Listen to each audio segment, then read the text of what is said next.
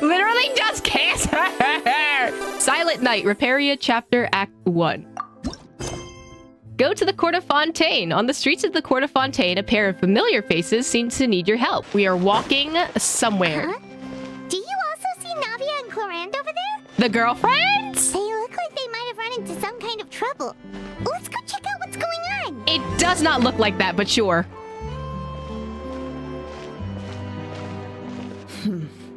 Still no dice? Oh, Navia! Girly Pop, what happened? Not at all. And I've asked pretty much everyone in the Court of Fontaine already. Oh, girly, what happened? Lynette's ears drooped as soon as she heard that we'd have to be out and about for days on end. And Fremine, he hid himself under his helmet as soon as he realized there'd be people around that he didn't know. I'm Fremine. I'm just Fremine. What is going on that she needs both of them to be there? What about Chiori and Charlotte? I feel like both of them would be more than up to it. I've asked them already, but they're both pretty busy right now. I just gave the members of the Spina a few days off, too, so I don't want to bother them either. This is getting pretty difficult. Oh my god, they're doing the same, like, hand motions and everything. I love them. Fremi is so relatable. Honestly, I would do the same thing. Navia, Clorinde, what's up? Oh my. Well, if it isn't my dear partners. How are you all doing? Huh. Navia? Huh? Oh, you mean... Yep, this is our chance. Uh-oh. I love that they mirror each other. They're so cute. I love them. What are you gonna do? We were just passing through. Do you need our help with something? Oh, precisely. My dear partners, we've got a huge problem right now that only you can solve. I'm being pointed at. What's going on? Whoa, for real? Absolutely. We've already exhausted all our other options. What kind of problem? Traveler, Paimon, would you join us and play Marechaussee Hunter Judgment Day? Wait, explain. What? Wait, so you wanted to find someone to play a game with? Yeah, I'm down. Marechaussee, what now? It's a new game script by the Tabletop Troupe, a local roleplay adventure club. Oh my god, are they looking for a D&D campaign? I love them. They're girlfriends! Ever heard of the Tabletop Troupe? They put out games that allow you to participate in a story and roleplay characters with your friends. Oh, I've loved their stuff ever since I was a kid. That sounds super interesting. Clorinde and I are both veteran members of the club. Recently, someone came up with a new script and was looking for people to help playtest it for them. And when they asked, of course I couldn't refuse. I mean, come on, a brand new script? Nobody has ever played it before. Generally speaking, scripts at that level of development have a lot of issues. But I think this one is pretty solid. The author obviously put a lot of work into the story, and the world building is also quite credible. Oh, Clorinde is just a nerd. I love her. Whoa. I know I was the one that handed you the script, but some of us haven't read it yet. No spoilers, please. Yeah, no spoilers. Anyway, the script calls for a team of 4. Yes. We're missing one final player right now. You're right. That is a big problem. So, you're saying you'll help us out? I knew I could count on you, partner. Paimon and the Traveler are kind of a package deal. Is that okay? That's not a problem. I'll adjust the pace based on the actual number of players and ensure that everyone has a good time. Aw, Clorinde's bringing Paimon into this. Well, Traveler, what do you think? Wanna play? Paimon will follow your lead. I can always help a friend in need. Count me in for a great script. Well, that solves our problem. You have our thanks. I'm always down for a good story. Woohoo! I'll go grab the script manager from the club right away. The script manager? Didn't you just say that you gave Clorinde the script? Well, don't they have to readjust it for 5 people instead of 4 now? Not to leave Paimon out. Listen, Paimon just wants to play D&D. The club introduced a completely new kind of gameplay for the script. In this iteration, the Game Master's version of the script is incomplete. The script manager provides the next part of the script only after players have completed the current list of objectives. Oh, so like you have to keep going back. It's like a fetch quest is what I'm getting. On top of that, in order to increase player immersion, the club has created some of the story's sets and scenes in real life. Oh, fancy. We'll only know where we should go once the script manager reveals the starting location. That's so fancy. What? What kind of club is this? Wow, you're right. Whoever wrote this script really did put in a lot of work. And it's got a real healthy amount of suspense, right? I mean, even the GM doesn't know how the story will end. I look forward to experiencing it with you all. Why don't you go meet up with the others first? They should all be waiting at Chioria Boutique. I'll come over with the script manager as soon as I find them. Sounds good. Remember to always watch where you're going, and don't rush. Not Clorinde going, be careful, but like in the most roundabout way possible. I feel like right now it doesn't have a lot to do with Clorinde. Whatever this game is, it's gonna start from being like, oh, haha, funny, quirky, silly game. And then it goes into like the actual history of like something to do with Clorinde, right? You say that like I'm 6 years old or something. Let me think. What kind of character should I play this time? I feel like I don't know anything about D&D, right? But she's probably like a rogue kind of character or like a barbarian, like someone who is like really, really big on fighting. I just hope you'll pick up some useful skills this time. Ooh. Oh, and stop trying to persuade every animal you come across. Not the persuading every single animal. Are you like a bard or something? I'm kind of interested as to why it's called Silent Night, or if that's like the game title. Who else is playing with us is another question. Is that Lene? And Farina? Sorry to keep you waiting. What are you two doing here? You're back! And you've got the Traveler and Paimon with you, too! What a pleasant surprise. I assume you'll be joining us for the game then? Wait, okay, you said you needed 4 people. Is Navia not playing? Linny, Farina! Paimon didn't know you were playing too. Are you also members of the tabletop troupe? Wait, so is one of them acting as a GM and that's why there's 5 people? But I thought there was a different GM. Oh, Clorinde is Game Master. Okay, I was like, because they were talking about the Game Master first. I thought there was like a different person being the Game Master. And then all 4 of them is the players. Farina role-playing again! I mean, at least it's the fun kind. Hey, you two. I'm more of a casual member, if anything. I haven't taken part in many formal club activities. Lynette Fremine and I play something similar at the Hotel Bouffe Tété sometimes, but I'm usually the GM. Still, I'm sure it'll be fun being a player for the first time. I'm looking forward to it. Oh, so Lene's a player! Well, I'm not a member of the club at all. Clorinde simply woke me up first thing this morning, said there was a good script worth experiencing, and asked if I wanted in. I'm Farina. Like, it's like people wake me up. They said, hey, there's a good story. I'm just like, you know what? I'm down. If you're interested, I can give you a referral. That should give you a 40% discount on membership fees. 40%'s a lot, though. I think I'll wait to see how this experience plays out first, especially when it comes to the quality of the script. If it's sufficiently fun, then I'll join. There's a fee for the club. There's always a fee for clubs like these. Do you participate in a lot of tabletop troupe activities, Clorinde? You could say that. She's actually one of the few senior game masters of the troupe. Oh, so she is the game master. Okay, okay. Right. I knew about that even when she was still my subordinate. It's nothing. Really, just a small hobby of mine. Oh, you can hear her blushing through her voice line. That's so cute. Wow. Paimon's so used to seeing you be all upstanding and intimidating as the champion duelist.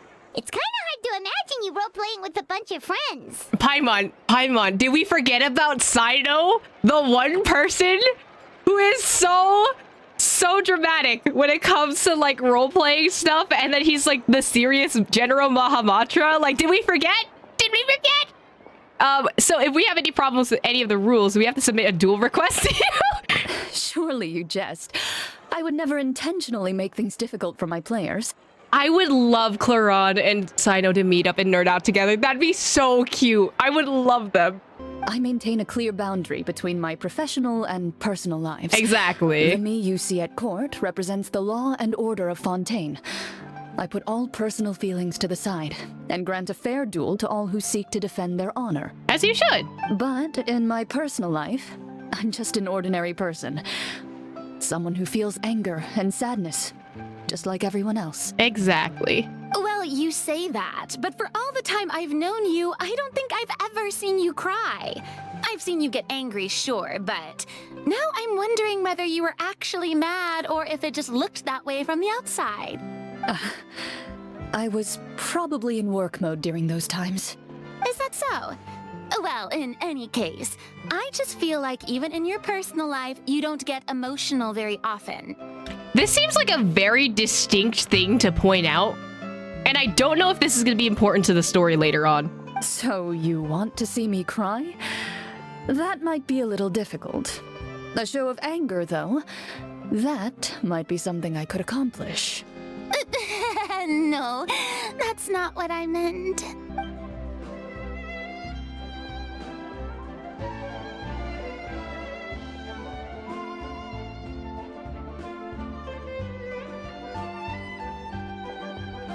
I'm back!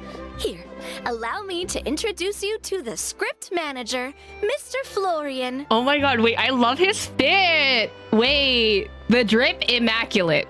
Pleasure to meet you all. I wonder who voices him. Wait, are you a champion duelist too, Mr. Florian? Oh, no. This is just the costume provided by the club. I occasionally play a few of the roles in my scripts. That sounds like a lot of work. It's nothing. It's the least we can do to give the players a more immersive experience. I love that Linnae was the one to say that line as if he doesn't do like very fancy outfits and stuff like that, but okay. Anyway, allow me to give you a brief introduction of the script. This script was adapted from the real history of the Marechaussee hunters. You all will play the role of hunters from a bygone era and resolve a series of events unfolding in the capital. Paimon's not super familiar with the history of the Marechaussee hunters. Is that a problem? Oh, no problem at all. I can give you a brief rundown. So, basically, Marechaussee hunters were people who dedicated themselves to hunting monsters and protecting the city by using a special swordsmanship technique passed down over generations.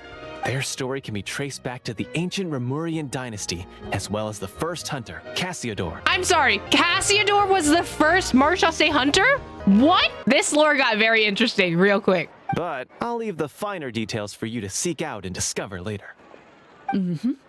And I'll provide additional commentary as the story progresses.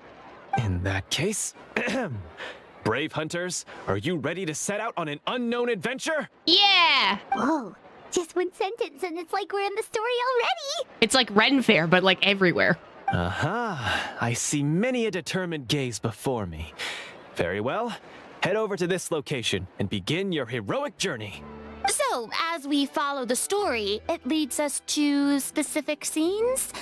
Ooh, sounds pretty innovative.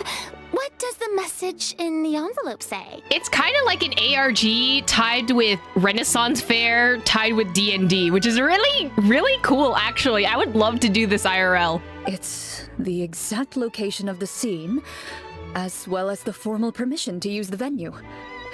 Seems like they have everything prepared. Please check all your belongings, everyone, and make sure you haven't forgotten anything. Once you're ready, please follow me to the designated location. Sounds good. Hunter Squad, move out! Wait, hold on. They got a little, like, venue set up here. Wait, that's kind of cute. Hello? Is anyone here?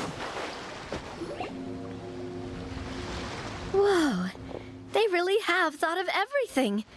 Even the Phaetometer is here and ready to go for us. It's giving the Golden Island Archipelago from, like, the 2.0 patches. It's really cute. The Phaetometer. What's that? It's a card that's used to determine action success or failure. We'll need to use it when we try to use certain skills. And what about all the dessert and tea? Is that for us as well? That's what the message said. Is it like, how is there someone on set that like gives all the tea and food? Really? That's so nice. It feels just like a tea party with friends. Oh, Farina is so sucked in right now. She is ready to pay like the highest membership amount to join. Those snacks have Paimon's name written all over them. Share Paimon. I think you might be more of a snack hunter than a Marechaussee hunter, Paimon. Snack Hunter Paimon reported for duty. If there are delicious snacks to be found, Paimon will track down every last one. Oh, she's so cute. The desserts are great. But I'm still looking forward to the story more than anything. Me, Farina is me after my own heart. Very fair. Then, let us begin. First, please pick up the blank character cards in front of you and write down your name and profession. Oh, we're character building. You Okay. can find an abbreviated version of the rules printed on the back of your character card. If you have any questions, feel free to ask me. In this story, everyone is a Marechaussee hunter. To reflect this, the club has prepared a small badge for everyone. Cute. Okay. Ooh, nice. That's adorable. As hunters, you have proficiency in swordsmanship and fighting by default, so there's no need to allocate any additional skill points to those areas. Swordsmanship? So there's a fighting part to all of this? Paimon's not sure she can do all that on her own. Maybe Paimon can just stick with you? Why don't you share a character card then? The Traveler will be the Marechaussee hunter, and you can be his little floating assistant. Kinda like in real life. So, for the name, do I fill it out with the name of my character? Yep, it can be any name you like. You can use your real name too if you want. I do that whenever I get too lazy to think of a new name. Honestly, real and true, Navia is also me. Did y'all see the crab crawling on Navia 5 seconds ago? What was that? Oh my god. What was that? Oh, so it would be like experiencing a different life, but still as yourself. That's not a bad idea. What is that crab doing? Why is it here? In that case, I think I'll continue to use the name Linny then. Of course, Liddy. The crab wanted to join in on the campaign. We got another member. I'm down. Next up is the skill sheet. You have a limited amount of skill points that you can use to learn a number of skills. Okay. The more points you invest in a particular skill, the easier it will be to pass associated checks. Oh, okay, so we are gonna get checks. I'll take persuasion and investigation. Of course. Those are must-haves when it comes to missions like these. Oh, those skills sound like they'd be useful for gathering intelligence. Good idea, Navia. Just as expected of a veteran player. And that's why she is wifey. So, should we also take those skills then? Not necessarily. Since we're working together as a team, we could leave the negotiations to Navia and use our skill points to pick up other useful skills. For example, I think I'll take stealth and sleight of hand. Of course he would. That will give us more options if we run into any situations we can't negotiate our way out of. So Lene is like the bandit type character. Okay. Oh, interesting. I wasn't thinking about it like that. I suppose it's not so different from an acting troupe. Everyone has their own role to play. Let me see. I'll take arts and performance. I love her.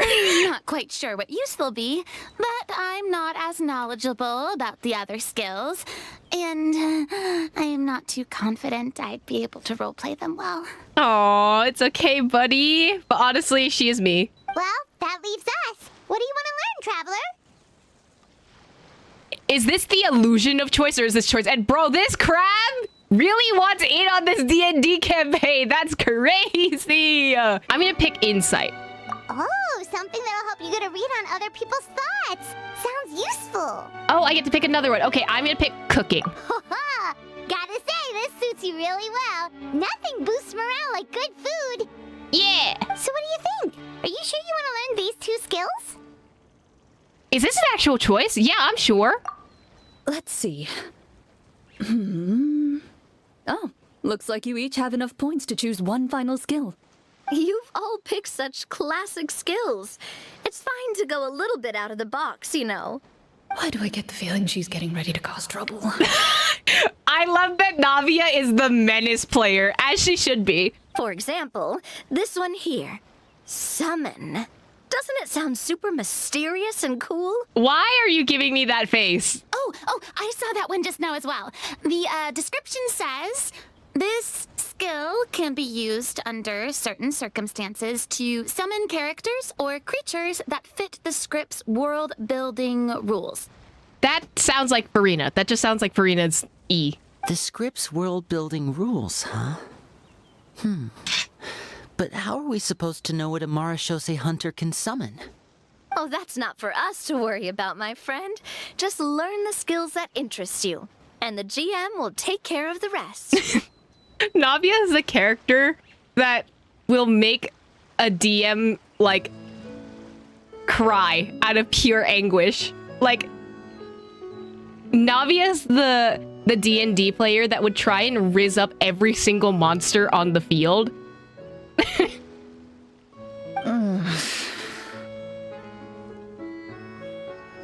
you've convinced Paimon. Let's learn summon then. Paimon can't wait to see what kind of thing shows up.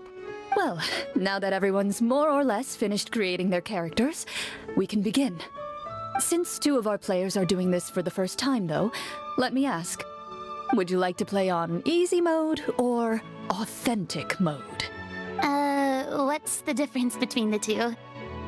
Well, in role-playing games, the story sometimes changes based on the decisions of the players and the results of the Fatometer.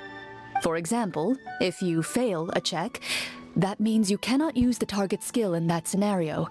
A critical failure may even result in further negative consequences. Ooh, okay, so they're just like, do you want to continue the story in baby mode, or do you want to actually play the game as the real game? If you choose to play in authentic mode, every time you elect to use a skill, you'll need to use the Fatometer to see whether you succeed or fail, and face any consequences that may follow. If you choose easy mode instead, every check will be successful by default, and you won't have to worry about luck playing a factor. Oh, the random checks triggered by the Fatometer often serve as indicators for Destiny's course or the success or failure of an action. Press to draw a card and get a random number between 1 to 20. If the number displayed is greater than or equal to the check difficulty, you will pass this check. Otherwise, you will fail it. Players' role-playing and the scene in the story can sometimes affect the results of the checks. Your current check bonuses will be added to your randomly drawn number, making it easier to pass checks. In easy mode, all checks are considered successful by default. Given that I'd like to focus on the story, I suppose I should pick easy mode. I'd feel bad if I brought the team down by failing my checks. Huh? Oh, come on. Don't worry about that. RNG is the lifeblood of role-playing games. I'm going with authentic mode for sure. Never knowing what you might have to overcome. Ugh, doesn't that sound exciting? I'd rather be mentally prepared for what might happen. Aw, Farina is such a thief. She's such a techie. She's like, I need to be prepared for everything. All right, then I'll mark down Farina for easy mode. All her checks will be successful by default. As usual, Navia and Linny will play on authentic mode. What about you, dear partner? How would you like to play? I get a choice. Interesting. I'm gonna go with authentic mode. I feel like that'd be better. And also, are we not gacha addicts if we don't go for the gacha? I'll pick authentic mode. Are you sure? Ooh, not you going, are you sure? Yeah, I'm sure. I'm here for the gacha. Trust me, you'll see the beauty of RNG. It's weird that we have Aventurine, a blonde character, and Navia, also a blonde character, both of them addicted to gacha. Strange that it happened twice. Honestly, I don't think Clorinde would make things too difficult for us, no matter what the Fatometer says. Isn't that right, Clorinde? I don't know about that, but we'll see. No promises. That wasn't super reassuring. Well, anyway, enough talk. Let's get started. I want to experience at least a good chunk of the story today. Speaking of the story, why is the beginning scene on a beach? Because that's what the story is right now. I don't know. Well, that's because a long time Oh! ago, back when human civilization was still in its infancy, powerful demons and evil sorcerers ruled over the land. They created a host of monsters and sent them to slaughter all humans in existence. Stop! What is this design? This is so cute! Wait, I love this! All the little brackets and everything. It's like an MMORPG kind of thing. This is so cute! Soon, a group of human rebels banded together. With their swords raised, they swore to brave the darkness, and in doing so, subdue each and every monster that sought their destruction. They became known as the Marechaussee Hunters. I love this. This is so cute. Oh, is this our loading screen? Okay. You get upgrades, people. Sometime later, as a member of the Marechaussee Hunters, you receive a commission. Following the address provided on the message, you take a boat and arrive at this strange city. It looks kind of like Mondstadt for some reason. As you inhale, you can taste the slightly salty air of the docks as you begin to survey your surroundings. There aren't many people in the vicinity, but you do take note of a few others who, like you, seem to be sizing up this place. Wait a minute. This is just Mondstadt. This is the side door of Mondstadt. Your eyes meet, and you realize these people are fellow Marechaussee hunters, likely led to this location after receiving the same commission as you. You're all Marechaussee hunters too, right? Allow me to introduce myself. The name's Navia, monster hunter by trade and helpful neighborhood businesswoman on the side. She's so cute. I love that they made this more steampunky for her. I love this design. What say you to traveling together? We can help each other out on the road. Okay, count me in. Wait, he has an eye patch and everything. Stop. Oh my god, Lanee's in a hoodie. I love this. I want this as actual skin. My name is Linny. I've been wandering since I was little and picked up a few less than legal tricks along the way. I was adopted by a Marechaussee hunter and later chose to follow in his footsteps. That's interesting that he has the Marechaussee the drinking flask goblet thing. Is this where you introduce your character to everyone? It sounds like they've done this dozens of times. My name is Farina, and, I grew up in a noble family. I always had a strong interest in performance and the arts. Even though I'm a Marechaussee hunter, what I really want is to be a performing artiste. I love Farina's fit. I love the little, like, Shakespeare kind of, like, crown thingy, little neck piece. Hey, that's really cool. Do you use... Oh, you don't have... Oh, no, you're using the hat. You're using the Marechaussee hat. You can do it, Farina. Oh. That's exactly how it's done. Oh, Navia being so supportive. She's so cute. Paimon is Paimon. Good friend. Companion to this Marechaussee hunter right here. That's so cute. Oh, look at Paimon. She has her little cape, too. Oh, that's so cute. I've been studying the culinary Aether arts since I was lines! a child. I hope my delicious food can help boost people's spirits. Aether lines. Let's go. I don't know why, but why does his shoulder seem more broad than the regular one? This is so cute. Oh. That's wonderful. I'll be looking forward to your cooking during our adventures together. Well, if we're all here for the same commission, why don't we take some time to confirm what we need to do? I think my favorite out of all these new fits is Linnea's one because he has the little eye patch thingy and then he has the hood. I love me a hooded character. You open your envelopes at the same time. The message reads, "To the honorable and trustworthy Marechaussee hunters, our kingdom is currently facing a grave crisis. The lands outside the capital have been overtaken by monsters, and our people are being led astray by forces of wickedness. We beseech you, please help us resolve this crisis and return peace and stability to our home." Huh. The layout of this city looks super familiar. It kind of reminds Paimon of Mondstadt! Oh my god, Paimon. I said like 5 minutes ago, but yes, it is literally just Mondstadt. The scriptwriter must have used a real-world city as a reference when coming up with the map. They could be referencing, like, Issaroth, like, era lore and stuff.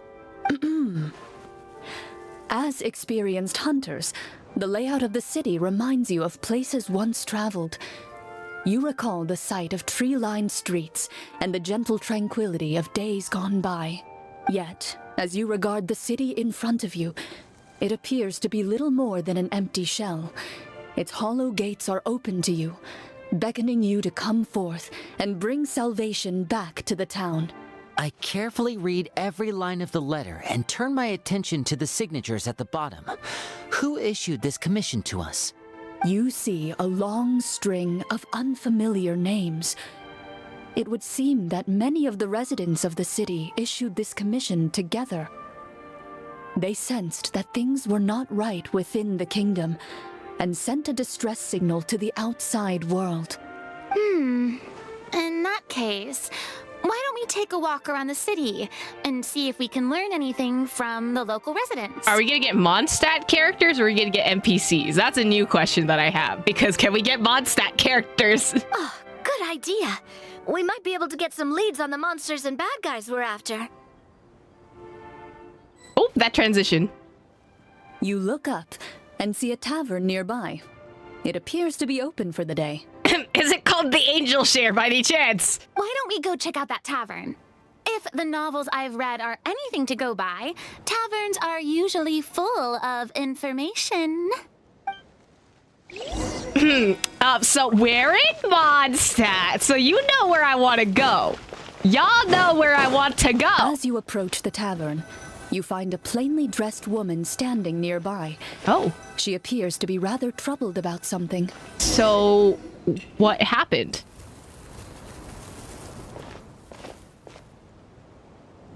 Greetings, friend. Lovely weather we're having today, don't you think? Oh, that's interesting that they switched Clorinde to this character, because Clorinde's gonna have to voice this character in the actual life version. Oh, hello. I suppose you're right. The weather today is quite lovely. If only those monsters out there would stop causing trouble. I like her voice. Wait. It seems like every character included in the script has a certain amount of useful information to offer. If we keep asking questions, we might be able to get some good leads. Oh, come now, don't be sad. Life is all about optimism. Oh, that reminds me. What did you have for breakfast this morning? Okay, Navia. I don't think that's the kind of question we're supposed to ask. Nothing turns a frown upside down like good food. How about some macarons? I could make you some. Oh, Navia. You didn't even take cooking as one of your skill proficiencies. This is like, this is so out of character. That's not necessary, miss. Excuse me for saying this, but you don't really look like a chef. Besides, I'm not really a fan of sweets. Bro, Crystal's VA is... Well, Crystal as the VA is really, really good. What the heck? So you're someone who barely smiles and doesn't like sweets. You're really starting to remind me of this one friend of mine. Navia is trying to fluster the DM, and I see you over there, Navia. I see you. Hey, did she just... me? Clorinde must have broke character for a second. This isn't getting us anywhere. Traveler, maybe you can think of something. Oh, how about I cook something right here, right now? I'd like to do an insight check to see what's troubling her. Ooh, okay, so the smart thing would probably be to do an insight check. But also... I could cook. You know what? Let's go chaotic. How about I cook something right here, right now? Emerge! Are you sure? Yeah! In that case, please refer to the fatometer. I have to skill check the food? I passed? Whoa, it was a success! You remain silent as you prepare a pot and fire to use for cooking. The woman stares at you with her mouth agape as you skillfully cut the ingredients and toss them into the pot. After some time, a rich aroma begins to fill the air. Even a passing cat can't help but stop in its tracks and look up in anticipation. Oh my god. I didn't expect this to be so chaotic, but you know what? I love it already. Please have some food. Who knows? Maybe you'll feel better after eating something delicious. Zach Aguilar getting paid in the booth. You love to see it. Whoa, that's amazing. Farina's paid. Oh my. Farina's just like, we're not getting anywhere. I'm so tired of this group already. We just started. Wait. So as long as you pass the check, you can pretty much do anything? And it won't be seen as absurd? Oh, thank you. You were right. This food really did make me feel better. So, what had you so worried earlier? Could you tell us a bit more about it? Okay, let me fill you in. A horde of monsters suddenly appeared near the capital recently, so all the guards were dispatched to fight them. Do you remember when those monsters appeared? I'm not completely sure. All I know is that my husband was dispatched to fight them 3 days ago. And you're worried about your husband. Do you know where he was sent? It all happened so fast. When we said our goodbyes, he couldn't even tell me where they were sending him. Oh no. Wait, isn't this Glory's plot line or something like that? You have our thanks, friend. We'll find and defeat those monsters as soon as possible. We sincerely hope your husband will be able to return to your side soon. Oh, thank you. Don't worry, we'll find him. Just try to remain optimistic and wait for good news. We don't always get to choose what happens to us. But we do get to choose the little things like what we eat and how we respond to the things life throws our way. I hope that one day, you too will recognize the power of something as small and inconsequential as a delicious dessert. Oh, this line is so nice. Like, we don't always get to choose what happens to us, but we do get to choose the little things. That's really sweet. That's a really nice line, honestly. Don't let the husband be someone who's actually chilling nearby. Imagine. I think this is basically Glory's plot line. I'm like pretty sure this is what happens, and like the husband is like was left behind in war or something like that. I'll do my best. You bid farewell to the woman and continue your journey further into the city. What is this thing?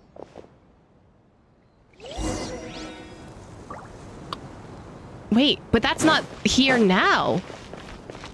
Wait, what was that? Was that like a little like tabletop like kind of design piece set thing? I can't go inside to see me, Luke.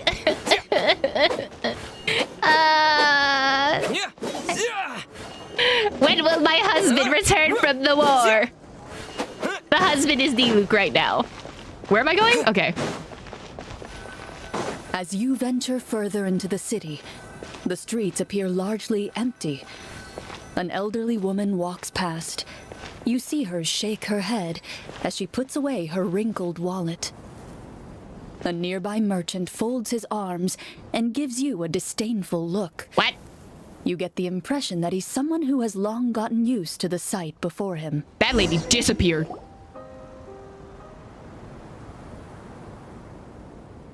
Okay, why? Top down, please Although stop. he doesn't seem very friendly, merchants are usually a good source of information, right? Yeah, she's right. Pardon me, sir.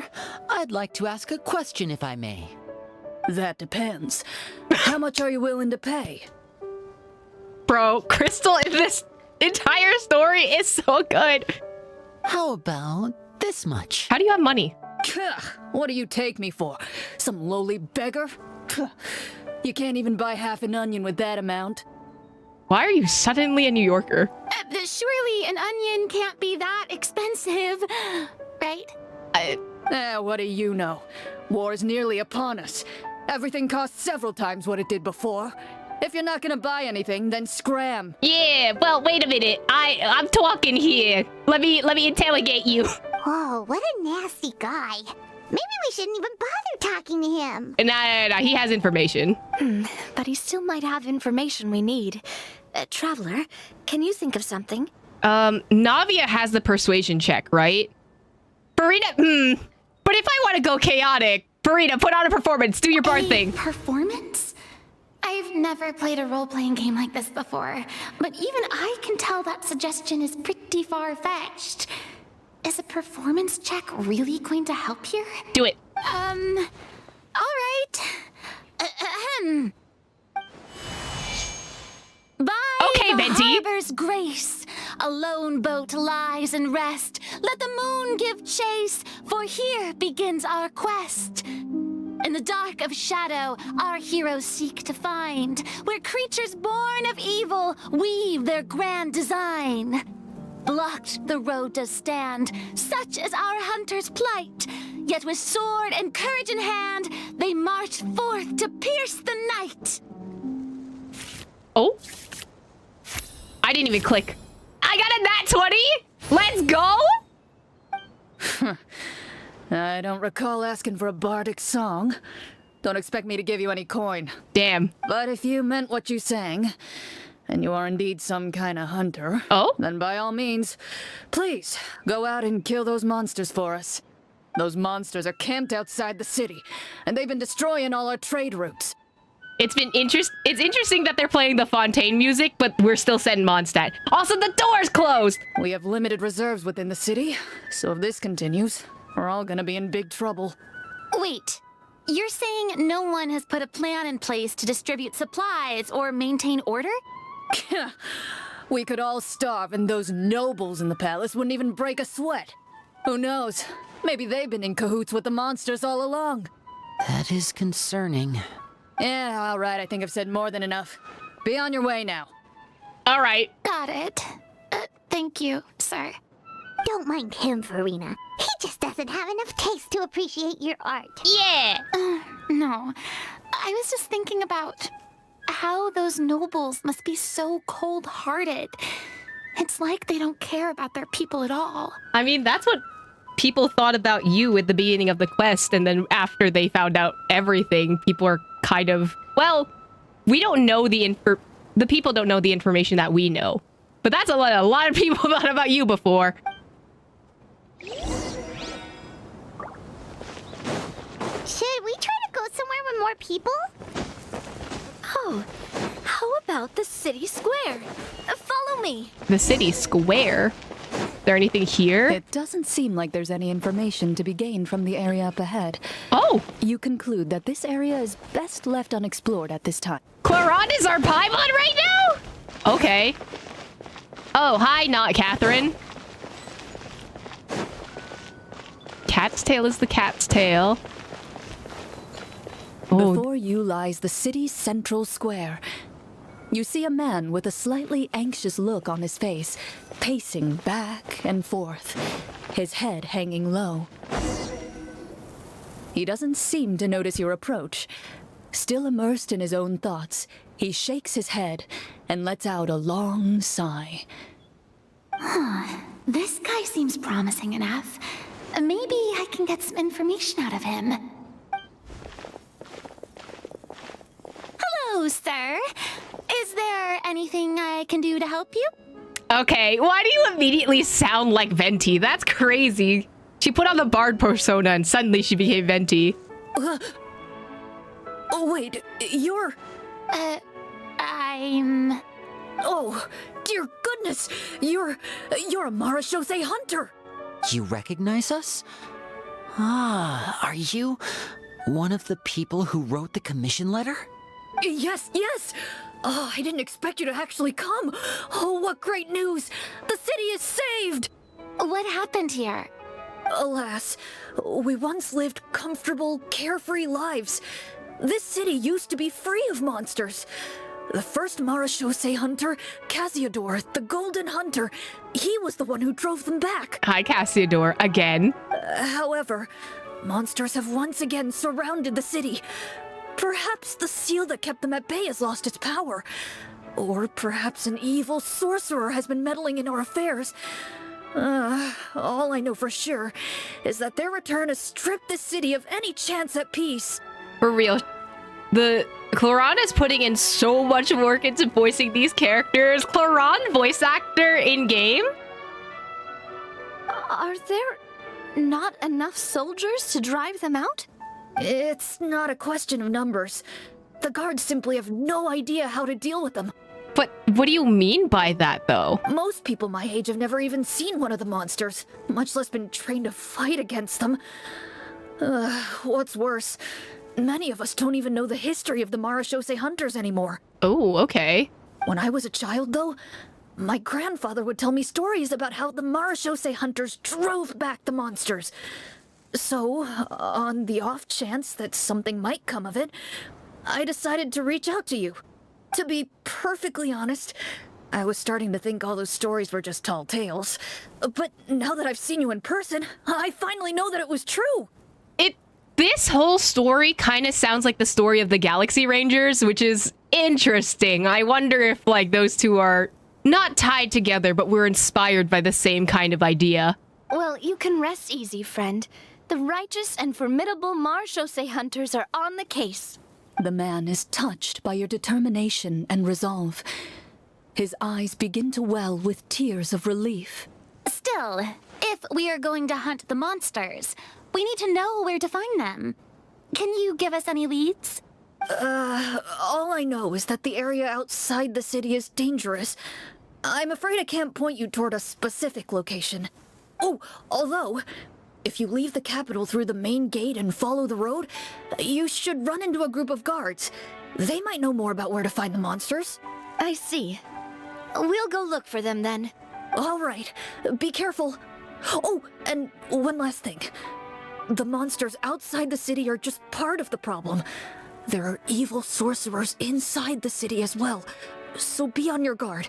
So, we have an Abyss Order, is what I'm understanding here. They're actively working with the monsters, and have corrupted the court ministers with malicious magic. They're the reason why, even inside the city, everything has been a giant mess. Even one of our kindest ministers has turned into a boorish and unreasonable figure, interested in nothing but enacting laws that exploit the people. Who knows how much longer we'll be able to go on like this.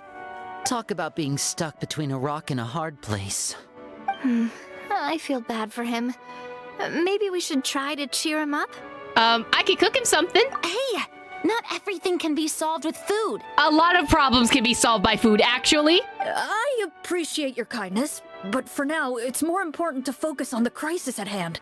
Brave hunters, I leave the future of this kingdom to you. If I understood correctly, there are currently 2 problems in the kingdom that need solving, right? Exactly. We need to defeat the monsters outside the city and take down the evil sorcerer stirring up trouble from within. But which problem should we tackle first? Well, this seems like a good moment for a break. Take some time and discuss what you want to do. Let me know when you've made your decision. I really didn't expect the people in the city to keep us at arm's length like that. I totally thought the hunters would be treated like heroes. Well, Clorinde said the script took cues from the real history of Fontaine, right? Maybe the real-life Marechaussee hunters were also treated like that. I mean, considering that Cassiodor kind of was...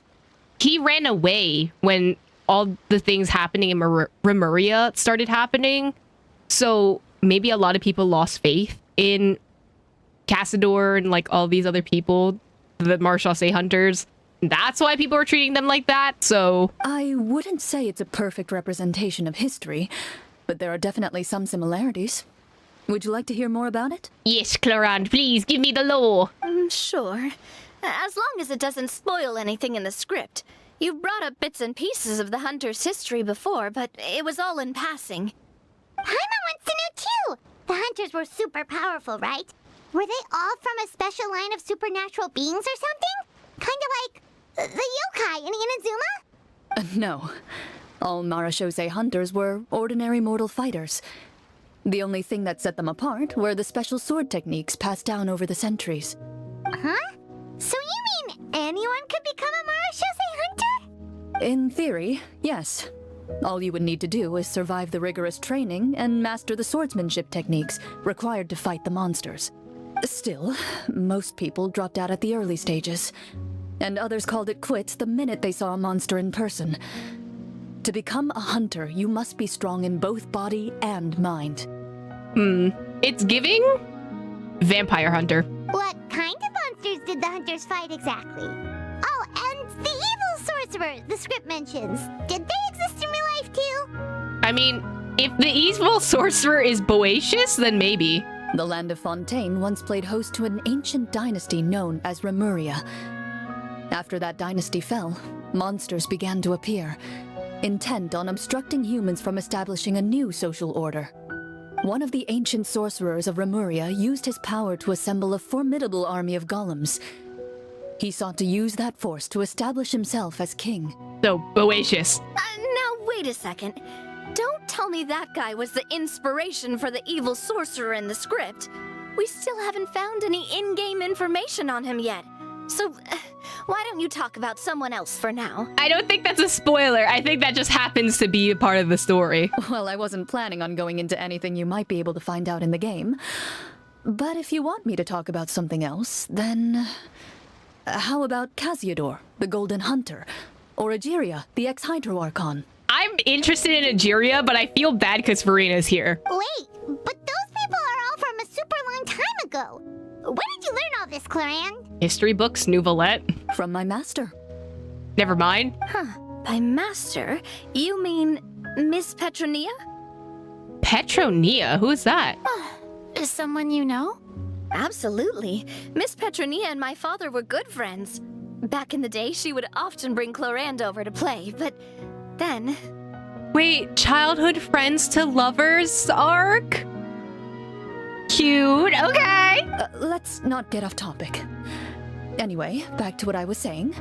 Responding to Egeria's call, a number of warriors followed Casiodor into battle against the monsters. This group of warriors, under Casiodor's leadership, became known as the Marechaussee Hunters. Yet, as Fontaine entered an era of peace, their work gradually became obsolete.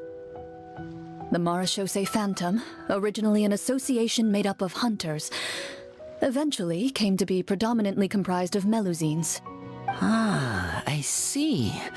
That explains why most of the people in the script have forgotten the hunters or think of them as nothing more than a legend.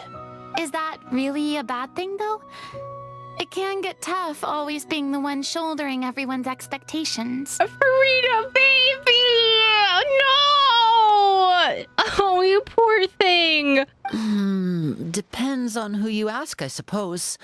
If the name of the organization no longer commands respect, investigative work is bound to suffer. Farina is talking from experience, and that hurts me. Speaking of investigations, which problem should we tackle first? Monsters or evil sorcerer? I vote monsters. That's the main duty of the hunters, right? We can come back to the sorcerer later. Well said, Miss Farina. Plus, if the sorcerers really are the masterminds behind this whole thing, defeating the monsters could give us some clues on their intentions as well. What about you, partner? What do you think? Oh, is this actually a choice or an illusion of choice? Because I think dealing with the main root of the problem will help get rid of the monsters. I mean, you're not wrong. But those characters are usually the ones pulling the strings behind the scenes. More often than not, they're very formidable opponents. Going after them now might be jumping the gun a little bit. Okay, fine. Illusion of choice. We'll go with the monsters. We don't want a total party kill on the first day, right? With Clorinde as the GM, I wouldn't rule out the possibility. Fine. You've persuaded me. Then it's settled. Let's go hunt some monsters. All right. After some discussion, you decide to turn around and head out of the city.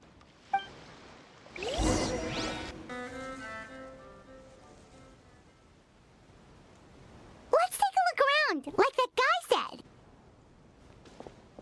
You there, outsiders, halt! Oh, okay. What is this? Who's there? An armored man approaches you. He has a tall, muscular build and a determined expression in his eyes. Just one look, and you can tell he's fought in his fair share of battles. Muscular as an Ito muscular because, I don't know about muscular, right. I'm just like, this seems like Ito muscular.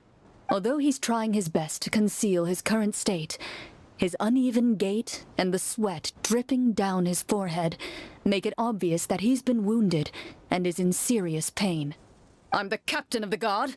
I saw you sneaking around the city earlier, so I'll only ask this once. Sneaking!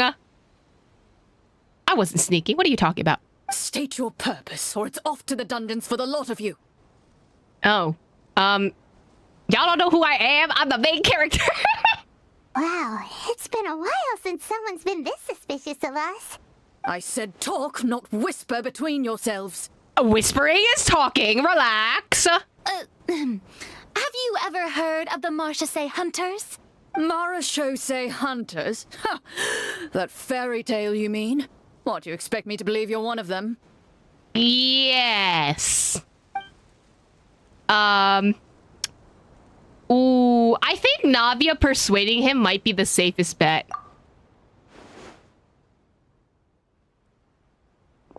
Sir, we were indeed in the city earlier, but our purpose was only to gather information on the monsters. We're here to help the city and all the people within it. Your guards are still fighting the monsters as we speak. They could be seriously wounded and in grave need of support. You need all the help you can get. Ooh, persuasion 8. Oh. Okay. The man regards you with doubt and concern. After a period of inner struggle, he lets out a long sigh and informs you of the locations where the monsters have appeared. Navia putting in so much work, you love to see it. Those monsters aren't easy to deal with. But if you insist on going, I won't stop you either. I just hope all the guards will be able to come back to their families alive. I wish you the best of luck. Crystal putting into the work. Head to the depths of the forest. Okay, so we're in like Springvale or something like that. Hello, monsters. Based on what the captain said, the monsters should be right up ahead. Right up ahead where? Oh. Let's go. Hopefully we're not too late. There's a person As you there. approach the battlefield, you see numerous people lying by the side of the road. They appear to be dressed like guards. Are y'all okay? Their faces are filled with desperation and terror. Some are screaming and cursing in vain, as if still trying to banish the monstrosities they saw from their minds. Oh, okay, fun. Love that. You guys good? Okay, I can't talk to you, so I guess we're not yapping. A few of the wounded look up at you in shock and disbelief. What's the pointing for? Leave this place. Turn around and don't look back, they yell. Nope. I will refuse. Go to the area where the monsters have appeared. I'll do it. Where you at? Where the monsters at? Hello? Why is it getting more cloudy? Hello? Any monsters here? Oh, wow. It is more torn than before. This is The fire appeared out of nowhere. Right? You see broken iron swords scattered all around you. Oh my and downed god! trees riddled with terrifying claw marks. All the signs point to one thing. A truly devastating battle just took place here. Be on your guard, everyone. The monsters might still be around. Before you can finish your sentence, hello? you hear rustling sounds from the surrounding bushes. The monsters have emerged. Rift Wolf Hounds? They close in on you without fear. You get the impression that, in their bloodthirsty eyes, you're just another meal for them to devour. A little help here. This thing wants to eat Paimon. Your battle round begins now. Oh, combat check. I'm a cook. I can do this. Yeah! Hit it with a frying pan. Sick. Combat power increase. Nice. Coming at you! Coming at you! Shower me with praise! I get to play as all of them. Oh, that's so cool. I love that. Wait, is this my Linnae or is The this next battle round in-game Linnae? begins now. Hello? Oh, this might be my Linnae because it has the bow. Not the golem, bruh. Let the world Collide! Go! Let's get this show on the road. Literally use a knife. Disappear.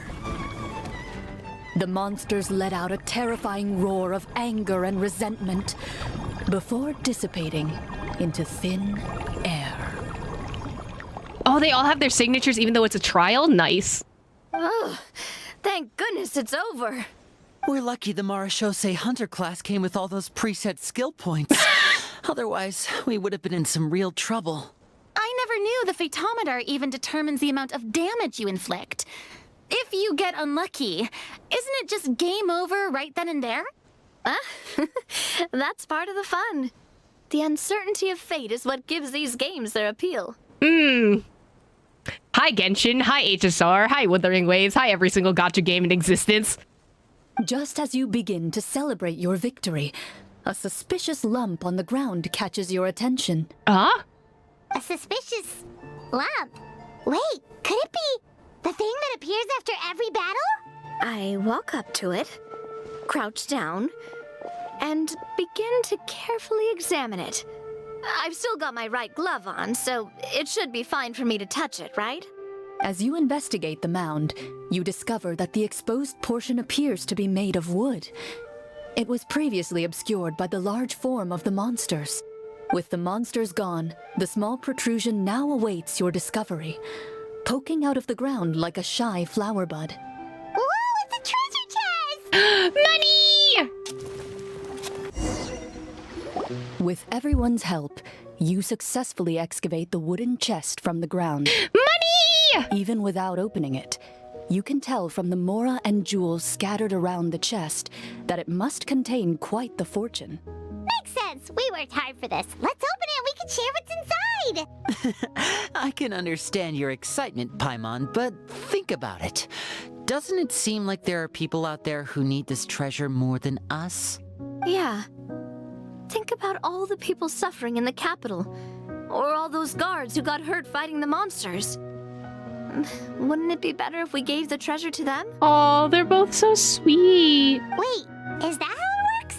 Paimon thought since we were the ones to dig it up, we could just take it for ourselves. No, literally, but Mora. But can we get a cut? Well, let's put it this way. Any decision you make during a role-playing game can impact the future course of the story. But would the people really believe us? It's hard enough for us to prove we're Marechaussee hunters. What if they think we procured the treasure illegally? They might get even more suspicious of us. That's definitely something we should consider. Maybe we can come up with an explanation in advance. Well, if donating it could cause that much trouble, why don't we use it to buy some gear and fill up on good food? Then we'll be ready to fight even more bad guys. Looks like you're facing a difficult choice once again. Well, it's getting late. Why don't we call it a day for now? Damn, this took a whole day? Wow! Where did the time go? I'm not sure if it's because I'm having so much fun with you all or because the story is particularly enticing, but I feel like I could almost keep going. Here, here. Ooh, how about we play through the night? Navia is truly a gamer girl, as she should be. I'm not sure I'll have enough energy for that. It's okay. It's okay, Grandma. Let's put you back into bed. Yeah, that won't work for me either. Lynette will give me an earful if I get home too late. Of course she would. I understand how you feel, Navia, but we have to change venues for the next part of the story anyway. Oh, okay. Huh? Another location? There's a special note for the GM at the end of this section that says to proceed to an indoor set for the next part of the script. Karina's social battery is draining. Let her rest. I think that's exactly what's happening. Whoa. They really pulled out all the stops for this new script. Well, even if we end the game for the day, we can still stay a little longer and hear Clorinde finish her story, right? Paimon wants to hear more about the history of the hunters. Something tells me you just want to finish the free desserts before we break for the day. You're not wrong, but... That's just a coincidence, okay? even worse than having to buy your own. True, because then you're wasting food. And anyway, Paimon really does want to hear more about Clorinde's master. Well, If the story doesn't have an happy ending, it's okay not to finish it. I say it's okay to leave it on a cliffhanger. It's nothing. I appreciate the concern, but it's all in the past. It won't do any harm to share these things now. We're getting Clorinde backstory?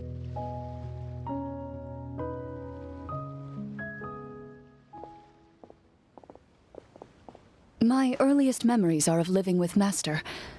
According to her, she saved me from certain people of ill repute. My birth parents had left me behind some time before that. Oh, so it's very similar to Rosaria's story. what a heavy beginning for a life story. Master was a fascinating individual, if inexperienced in the ways of raising children. Maybe because they were a Marechaussee hunter, and raising children is not part of that. My first ever toy was a short sword. Although I suppose it wasn't so much a toy as something Master removed from her waist and handed to a noisy child in need of distraction. Oh wait, so she handed an actual sword to a child? Isn't that dangerous? Did you hurt yourself? Of course I did. I cut my palm and bled quite a lot. But Master was not concerned. She just stood there and casually lectured me about it. See, that's what you get for not holding the sword properly, she told me. Oh my god. She then crouched down next to me and said, "Give me your hand. I'll teach you to bandage this wound. After that, it's time to learn how to truly hold a blade." Maybe we shouldn't give children swords. Maybe that was the first part. Maybe that's step number 1. Excuse me for asking this, Clorinde, but how old were you exactly when all this happened? A child. Probably around, 3, give or take. 3? Isn't that when most kids are still struggling to hold a fork? As I said, Master was rather inexperienced in the ways of raising children. She believed trial and error was the best way to teach a child what they're capable of. I'm not so sure this is a question of experience. I didn't see anything wrong with her ways at the time. And anyway, children don't get to choose how they're raised. Oh, she did bring me back a pet from Liyue once. It was a Geovishap hatchling. Oh, what? A Geovishap hatchling? For a pet? That seems even more dangerous. Who are you? Is your owner Ito? Like, what is going on? What she said was this: make sure to get along, you two. If you really can't agree on something, just settle it with a fight. Whoever loses is the real pet. What? I got a lot of questions for your master, actually. Whoever loses is the real pet is such... Who says that to a kid? And how old were you when this happened? 5. This is like... Bro, you would get CBB called on you for so quickly. Like, what the heck? Well, did you win? Nothing did you win, Farina! You can't be serious. No, I lost. Oh my god, she's literally a baby! She's literally fighting a Geovishap! Honestly, I feel like child would enjoy being under parent/teacher. So you're saying you actually became the Geovishap's pet? Yes, but only for a week. By the end of that week, I defeated it in combat, and we've shared a cordial relationship ever since. Do you visit the Geovishap on the weekends? Like, what's going on? That really doesn't sound like the kind of childhood someone should have. Later on, I gradually understood that Master most likely didn't know any other way to raise a child. I wonder. She was a Marechaussee hunter, but I never heard her bring up her own parents.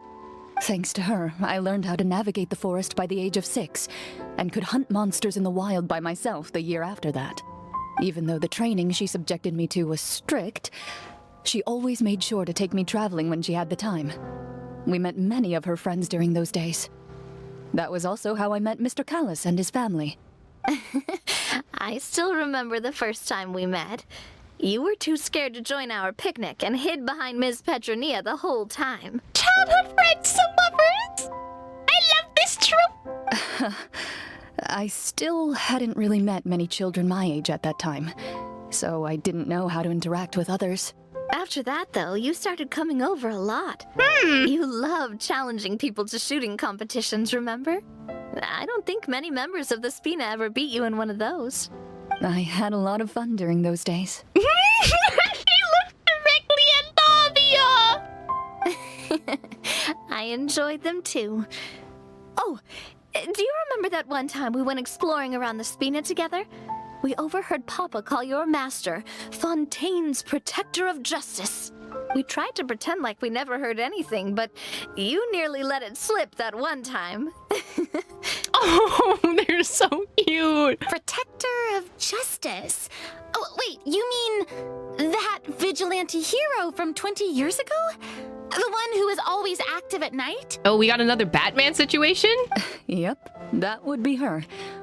She often would put on a black cloak and go out at night. I never knew where she went or what she was doing. Until, like Navia said, we overheard the truth from Mr. Callis that night. Oh my god, so Fontaine also had their own version of the Dark Knight hero. 20 years ago, huh? I still remember the guards leaving all kinds of witness reports about her on Nervalette's desk. My apologies. Oh, there's no need to apologize. You had nothing to do with it. And anyway, everything she did was for a good cause. Interesting that Farina agrees with vigilantism, but like the Knights of Favonius don't. I wonder what Nouvelette's thoughts on her were. Although, calling herself the Protector of Order was a bit much. Especially when she deliberately operated outside the law. Oh, so Farina doesn't really agree with her. I mean, to be fair, she is also like, she was in charge during that time, so she's not gonna agree with, you know, vigilantism. But also, like, if you need a vigilante, I think that speaks more about the government system than it does about that individual vigilante, I think. Huh? When did the Protector of Justice become the Protector of Order? Did they switch talent domains? Like, Oh, she had a bunch of code names. I heard she would just come up with a name on the spot whenever she was asked. Later on, she probably got sick of answering those questions and decided to stick to just two. The Protector of Justice and the Protector of Order. That sounds like her, all right. I bet she forgot which of the two she'd used by the time she got back each night. Well, she certainly sounds like a fascinating individual. With her strong sense of justice, it's no surprise her student followed in her footsteps. it's funny that Lene is saying that, considering that the House of the Hearth / the Fatui are kind of their own vigilante system as well, operating outside of the laws of Tevat, kind of. It's true. I always wanted to become like her. Someone powerful, independent, and with a strong sense of conviction. But... She suddenly disappeared the night I turned 10 years old. Oh. Huh. Why did all the teacher characters disappear like a few years ago? Like, this just reminds me of Sayu's story. Her master also disappeared when she was pretty young. Disappeared? What happened? I have no idea. She didn't even leave a note. Oh. I was never able to find out where she went. Yeah, and Arlecchino raising the children has similar vibes to something that Clorinde's master kind of did. I wondered what happened, like, a few years ago to cause everyone to go missing. That night, I was celebrating my birthday at Navia's house. But Master never came to pick me up. No! When I returned home on my own, it was to an empty house. No! When she still didn't appear after a few days, I went to Mr. Callis's house to ask about her whereabouts. But he only shook his head. Papa probably didn't know either. I know he sent a few people to investigate the matter in secret, but they never found any credible leads. Don't worry, I understand. To be perfectly honest, given Master's personality and way of doing things, it all made a lot of sense. If I had to guess, I'd say she probably used it as an opportunity to force me to become independent. Okay, this sounds like by the end of whatever this story is, maybe like the D&D campaign has something to do with her master's disappearance and she's gonna find answers to what happened 10 years ago, maybe. Or at least either she died or like she did something so that she's like still investigating something or something like that. Just like how, when a litter of kittens reaches a certain age, the mother willingly leaves them behind. Were you upset, Clorinde? Yeah, cause her parent left! I was at first, but not anymore. I don't believe Master would suddenly disappear for no reason. There must have been something she just had to do. Well, despite everything, you still managed to follow in her footsteps and become the greatest champion duelist in all of Fontaine. You're practically a living symbol of law and justice. I suspect my position would be far too by the books for her. Master always did whatever she pleased. But you're right. I suppose I do take after her in some ways. Who knew Clorinde had such an interesting past? I never had the chance to ask her about it before. Karina, you were dealing with your own stuff at the time, so... I wonder... if Clorinde's master were the champion duelist back then, would that duel against Mr. Callus have gone differently? This hurts me, bro. You did not need to bring that back up. I forgot about that memory, and now you're bringing it back. Oh no. Judging by the atmosphere, Clorinde and Navia are probably thinking something similar. The mood just got super awkward all of a sudden. Wow, that onion from the campaign is hella raw. Who put these onions in here? Why am I tearing up? Well, anyway. Would you look at the time? It's getting dark, so we should probably call it a day for real this time. If we keep talking like this, we really will be here all night. I had a great time today, Miss Clorinde. Thank you for being our GM. Anytime. The script was good, but I've got to say, your childhood stories were even better. She can tell you more childhood stories at your place. Hey, yo. Hey, you should tell us more about that fight against the Geo-Bishop sometime. Maybe your master was onto something. You could be right. What does she mean, onto something? I certainly don't know any 5-year-olds who want to fight a bishop in their spare time. A child would like to have a word with you. Guess I'll head back as well. I need to save my energy if I want to continue enjoying the story tomorrow. You're that excited to hear about my fight with the bishop? Yes, actually. I was talking about the script. No, actually, I want to hear about the other thing. Just between the two of us, could you tell me what it was like to be the Geo-Bishop's pet? It was nothing special, really. Geo-Bishops don't understand the concept of a pet. So basically, it just headbutted me whenever I entered its territory. So are Geo-Bishops kind of like sheep or rams? And that hurt? Yeah, it hurt. What, something you want to experience for yourself? I'm sure she can headbutt you in more ways than one. Oh, I'm good. Thanks. They're so cute. And they were childhood friends to lovers. Wait, what is this? There's a domain. Oh, no. I'm not excited. Ooh. Oh, so fancy. Looks like everyone's here. There's a jail cell in the back. Before we begin, why don't we finish where we left off yesterday? There was an important decision to be made, yes? I'll pour everyone a cup of tea. Yes, please. Imagine a game that drags you all over the country to LARP. I mean, that's basically what an ARG is, isn't it? If, like, well, in real life ARG at least. Is that really the most important part, though, Clorinde? I'm more concerned about our current surroundings. Heavy walls, cold railings, dim lights. This is obviously supposed to be a prison. Yeah, why can't we just go to the Fortress of Marechaussee? That's actually a bad idea. Don't use an actual prison as your in-game prison. I admire the work put into the set. Still, it's obvious the scriptwriter has never paid a visit to the Fortress of Marechaussee. So the set is going to be a part of the script? I guess so. Unfortunately, that is something I can neither confirm nor deny. Anyone think Clorinde's smile kinda scary. Oh? Well, whatever happens, we'll just have to push on. But first, we should really figure out what to do with this treasure.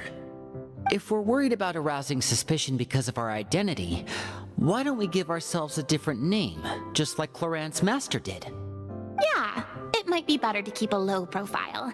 As long as we're helping people, it doesn't matter who we are or what we're called. Staring at me won't get you anywhere. Or did you want some more tea? Tea would be nice. Oh, Paimon's good. Thanks. Aw, is Paimon nervous? Why aren't you saying anything, Navia? Wait, what's that next to you? Oh, this is the short sword Clorinde mentioned last night. I found it. Huh. I'm surprised you managed to track it down after all this time. Huh. Well, I made sure to take good care of it, considering the circumstances in which you gave it to me. Of course I had to keep it safe. Huh? Anyway, where were we? Did we want to explain that? I was just thinking about all the potential ways for us to break out of prison. We What? could dig a tunnel, or try to bribe the guards. Wait, we haven't been thrown into prison yet, have we? No. Well, it's only a matter of time. It pays to be prepared. Just like how you should always have an umbrella on hand, even when it's sunny. Alright, Paimon's made up her mind. Let's just give the treasure away. Paimon may have wanted to keep it, but if it's going to land us in prison somehow, Paimon will be too upset to enjoy her snacks. Paimon's developing as a character. We love character development. So, you reached an agreement? All right then, we can continue with the story. Oh, and we'll collect all the scattered pieces of treasure on the ground as well. All right. You collect the treasure and make your way back to the capital with your bag of loot in hand. The city is still shrouded in a gloomy, oppressive atmosphere, but your spirits are surprisingly high. In places where sunlight struggles to reach, you generously share your wealth with the children, the elderly, and the poor in urgent need of help. Ooh, I just remembered, if we're giving money to people, like if we're Robin Hooding this situation, we said that the people up top were corrupt, right? That's how we're gonna get thrown in jail. Thank you, kind soul. Oh, I forget that Clorinde's voicing everyone. The elderly woman's look of gratitude follows you as you walk away, her eyes never leaving your back until you move entirely out of sight. However, there's still quite a bit of Mora remaining. It appears you haven't made much progress. That lady's gonna be important later. She's appeared twice now. She's probably trying to tell us to speed this up. We need to hurry up so we can address the sorcerer problem. Should we go find that man again at the square? He seemed like a pretty responsible guy. I'm sure he knows the people here far better than us. But here's the thing, if we don't distribute it ourselves, how will we know that the person we're giving it to won't just take the money for themselves, right? Oh, good idea! Just as you start to make way to the square, intent on finding the man again, there's a voice. Oh. Is this Clorinde's check? Oh, we have to compete with her check, huh? Oh, it's that dude again. We're being arrested. Please wait, distinguished guests. We're not being arrested. Are we being arrested? Several strange guards suddenly call out to you. They run forward to meet you and proceed to politely pay their respects. Wait, is this is like half of the Knights of Favonia salute. Greetings, gentlemen. Are we being invited for afternoon tea? Is this the plot of Bella? Are we going up to the leaders again, and then the leader is just like, oh, I'm gonna be nice to you, and as soon as we leave, we're gonna get jailed? Is this the plot of Bellabug Part 2? Surely you jest, my lady. That would not be our place. It is His Excellency the King who requests to meet with you. Please come with us. I'm immediately suspicious. I don't like this. Somehow, I don't like this. We're gonna get jailed. Do you think this could be a trap? Yes, if Cocolia has taught us anything, it's going to be a trap. Well, we have to investigate the court at some point, right? Meeting the king himself would be a fantastic opportunity to do that. I say we go for it. If something happens, we'll just turn the whole place upside down. I love how chaotic Navia is. I love her. That sounds a little intense. he might take the loot. If we leave the loot with other people, maybe that'd be better. And then the people would distribute it while we're investigating the king. After a quick discussion, you nod to the guards and agree to follow. They lead you all the way to the audience hall of the palace. This looks like one of the domains when we meet the Abyss Order from very early on in the game. Gilded tables line both sides of the hall. The space itself is adorned with all manner of expensive antiques, glass shelves, and silver candlesticks. Garlic bread. The items appear quite ordinary in size and dimension, yet their presence somehow makes the emptiness of the hall feel even more surreal and ominous. Sorry, I was distracted by the garlic bread. Wow, it's so luxurious!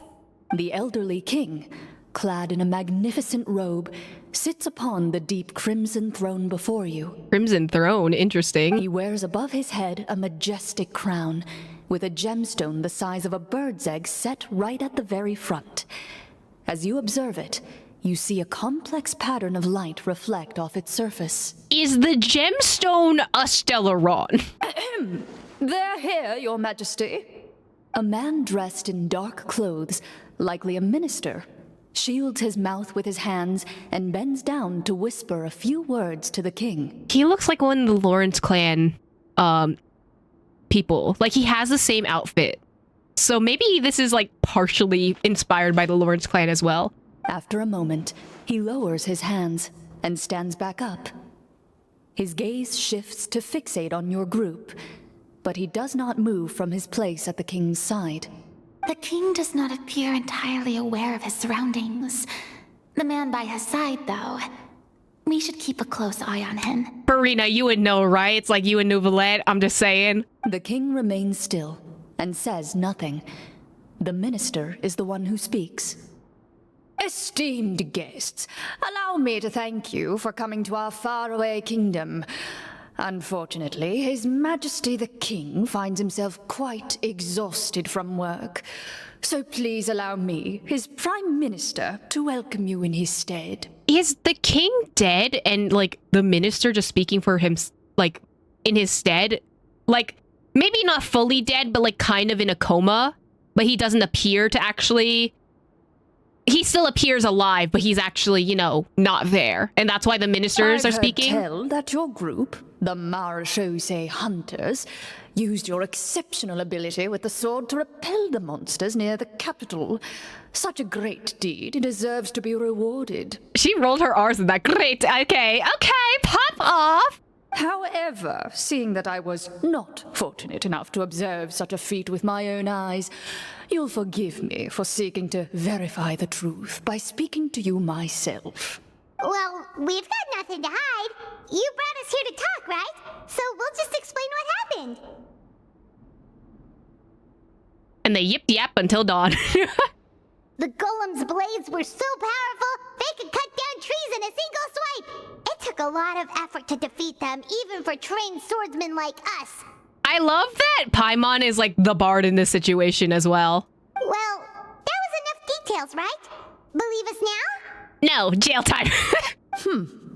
Your account does indeed match those of the survivors. Since you were the ones who defeated the monsters, that must mean you are also in possession of the treasure they stole. And then we can't give them the treasure because we gave them to everyone else. So. Well, we did take the treasure, but... How did he know about the treasure? Maybe he planted it there. Then I must ask that you return it at once. It belongs to the kingdom. And then because we couldn't give it back, we're gonna get jailed, huh? I see how it is. Wait, but didn't you just say that our great deed deserved a reward? Shouldn't the treasure be considered a part of that?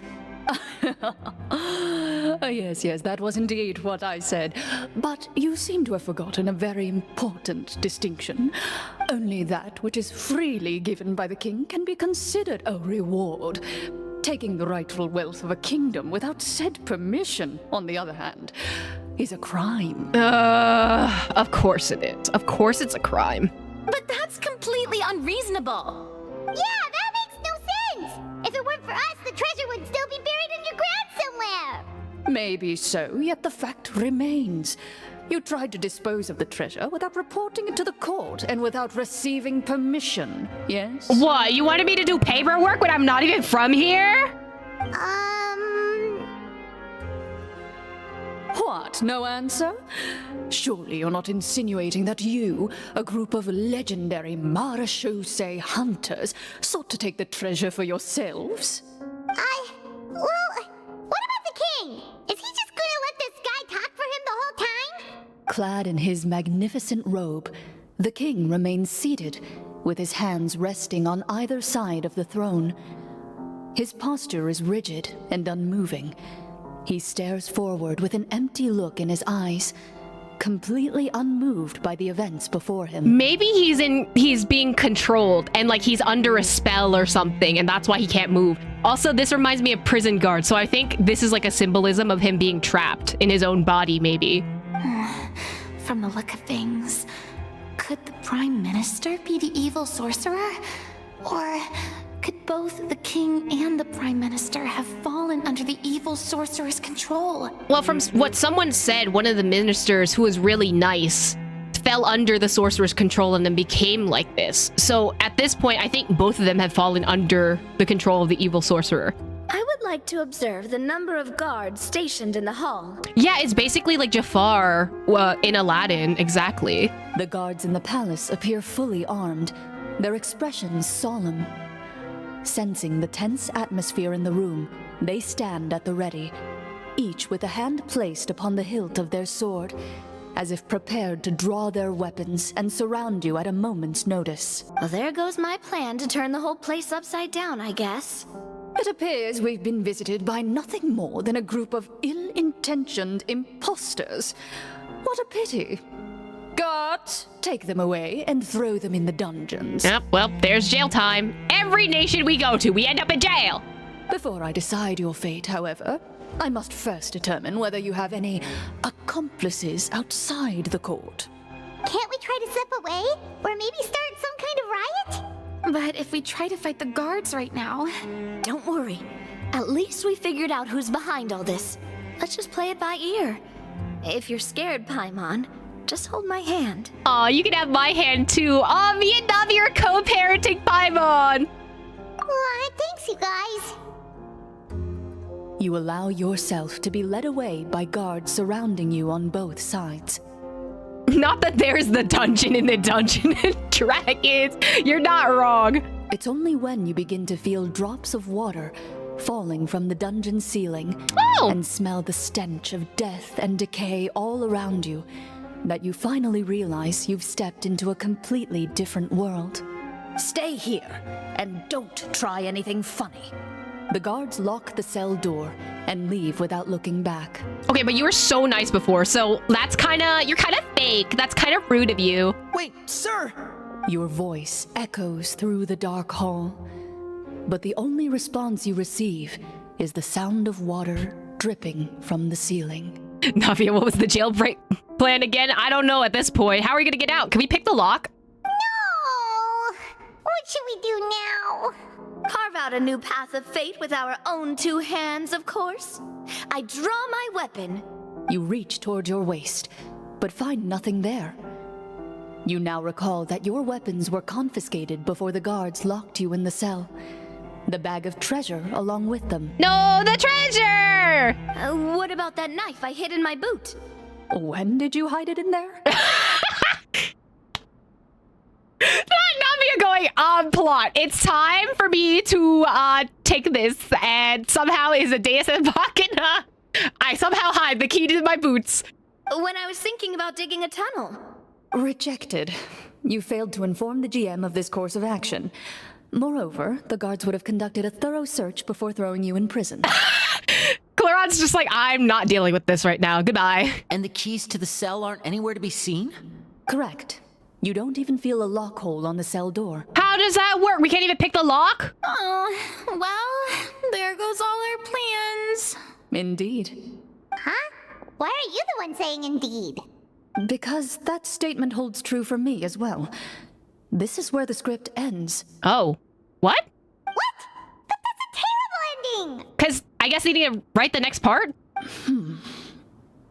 Generally speaking, this should be the point where the scriptwriter gives the players some kind of hint, or gives the GM some kind of code for how to move forward. I mean, maybe they just really wanted us to be immersed in the feeling of being in prison? Like, they'll only show us the way out once we've grown truly and utterly desperate? Wait, what if it's like an escape room and like the set that we have to find something to help us escape?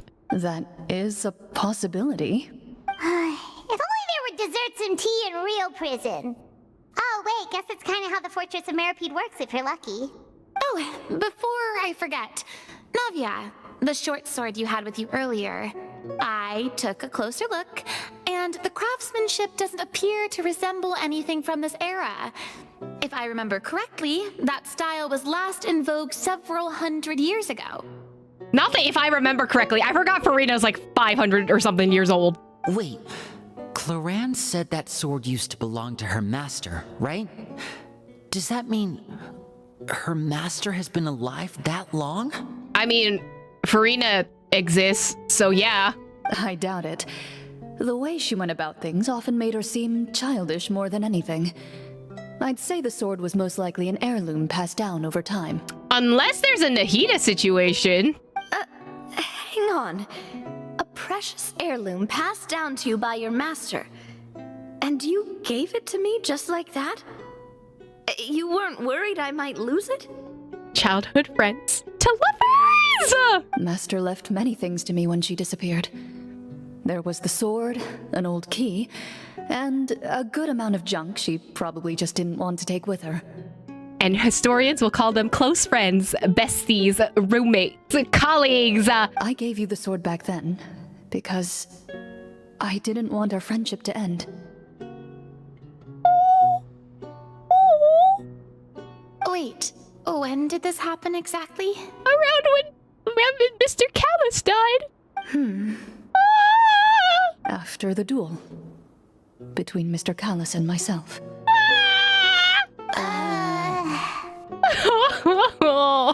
Literally just kiss her. Before that, Clorinde would have meals with us and even stay over at the Spina some days.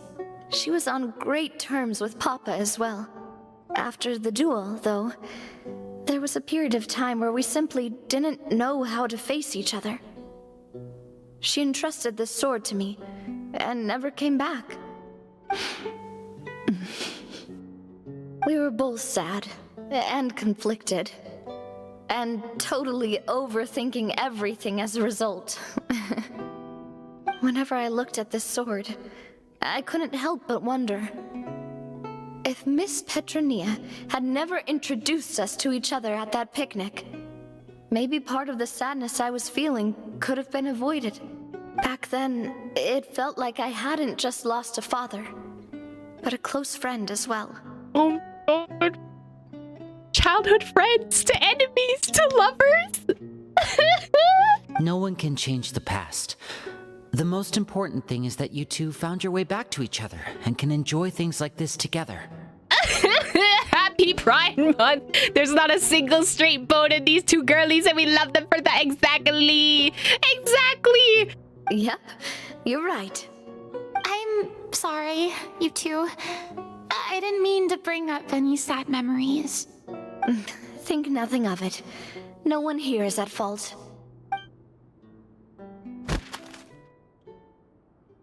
Escape room? Huh?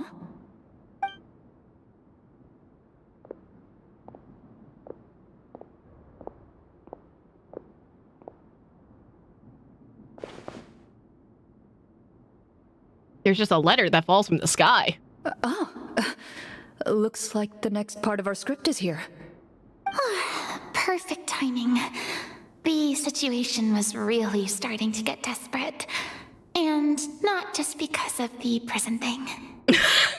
Poor Farina. From Clorinde's face, Paimon really can't tell if it's good news or bad news. Maintaining a poker face takes true skill.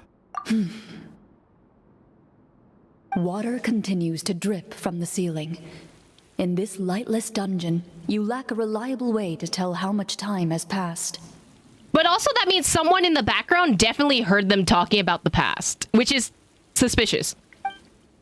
Eventually, you get used to the unpleasant odor of straw, mold, and rust, and find yourselves alternating between fits of drowsiness and despair. Suddenly, you hear footsteps outside the door. Heads up, everyone. Someone's coming. Gather close, everyone. Huh? And keep your voice down. Who's this voice? Who voices this person? Hello? Who is this? Talk to the person outside the jail cell. Who are you? I work as a guard in these dungeons, but my true identity is the same as your own. I'm also a Marechaussee hunter. Wait, so why are you working for the guard? Wait, no. You could also just be putting on a fit. Shh. I've already sent away the other guards, but if we make too much noise... I understand, but how can we be sure we can trust you?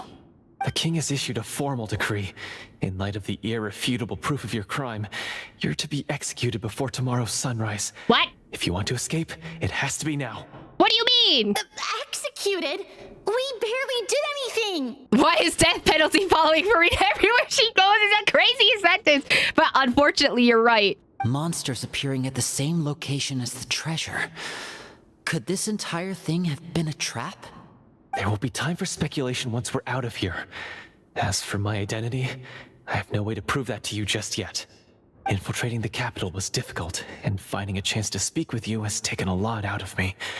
I could go on, but I think we can all agree that now is not the time for details. Well, that doesn't look like we have any other choice. Have you seen our weapons anywhere, sir? Don't worry, I brought them with me. They're just behind the door. Still, these weapons alone won't be enough to defeat the true enemy behind the scenes. His faction is too powerful. The guards are all under his control, and he's even stationed a number of golems in various rooms throughout the palace. To defeat him, you must find a secret vault. It is said that within that vault, the Marechaussee hunters of the past left behind a treasure with the power to defeat the sorcerer. You're not coming with us? No, I'll remain in the dungeons to deal with the guards. I'll try my best to distract them so they don't go after you. As long as my identity is not revealed, I'll be able to aid you when the final battle comes. In that case, please stay safe. Thank you for your concern. I will do my utmost. As for the location of the vault, here, this map should lead you there.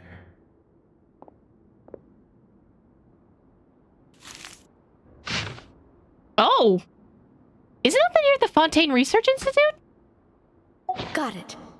All right, once I open the door, remember to stick close and refrain from making any noise. I'll lead you out of here as quickly as possible. No, is this a sneak mission? You now have the chance to restore the honor and legacy of the Marechaussee hunters. So please, get out there and reclaim what's ours. And be sure to exercise caution. This guard seems very familiar. I wonder who voices him. With the help of the guard, you successfully escape the dungeons. Your sense of despair and anxiety both seem to fade as you continue your quest. Oh, thank God, we didn't have to do a sneak mission! Wait, we didn't get to use our skills at all while we were in prison. Who knows when we're gonna get the chance to use that cool summon spell? It seems That like is you're a about to pity, use it soon. but we can only continue to move forward. That's a sleeping hilichurl. We're gonna ignore that. I don't think you're part of the D&D plot. Hello, I'm here for a secret treasure trade, Mark. Is anyone here? Do I have to defeat the mecha? Head to the secret vault. Oh. This should be the place marked on the map. This bit of rock certainly looks suspicious. Well, I'd say an investigation's in order then. Plus, if all else fails, we can just blow it up. I don't think you're meant to do that. Wow, you really meant that. Paimon's face! Before you lies a serene stretch of open water, its surface shimmering a brilliant shade of sapphire blue. What if we can't swim? Well, guess this means it's time for a swim. Well, who better to swim than Nouvelette? Whee! This is a what? Like, what if people can't swim for this D&D game? Like, this is a lot. This ARG is a lot happening right now.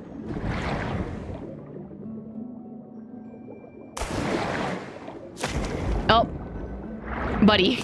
There you go.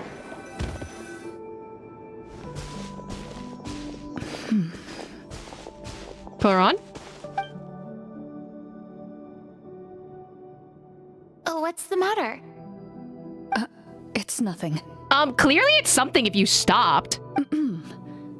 As you step into the cave, you find yourself in an eerily quiet space. Before you lies a narrow passageway that appears to trail off endlessly into the distance. Okay, go further in. Oh no, there's a puzzle. Wow, this must be where the treasure is hidden. Oh, and it has a symbol in the front as well. Interesting. I don't think this is a D&D game anymore. I think this is actual history. But this door is blocking our way in. It almost looks like it's been here for quite some time. I've got to hand it to the tabletop troupe.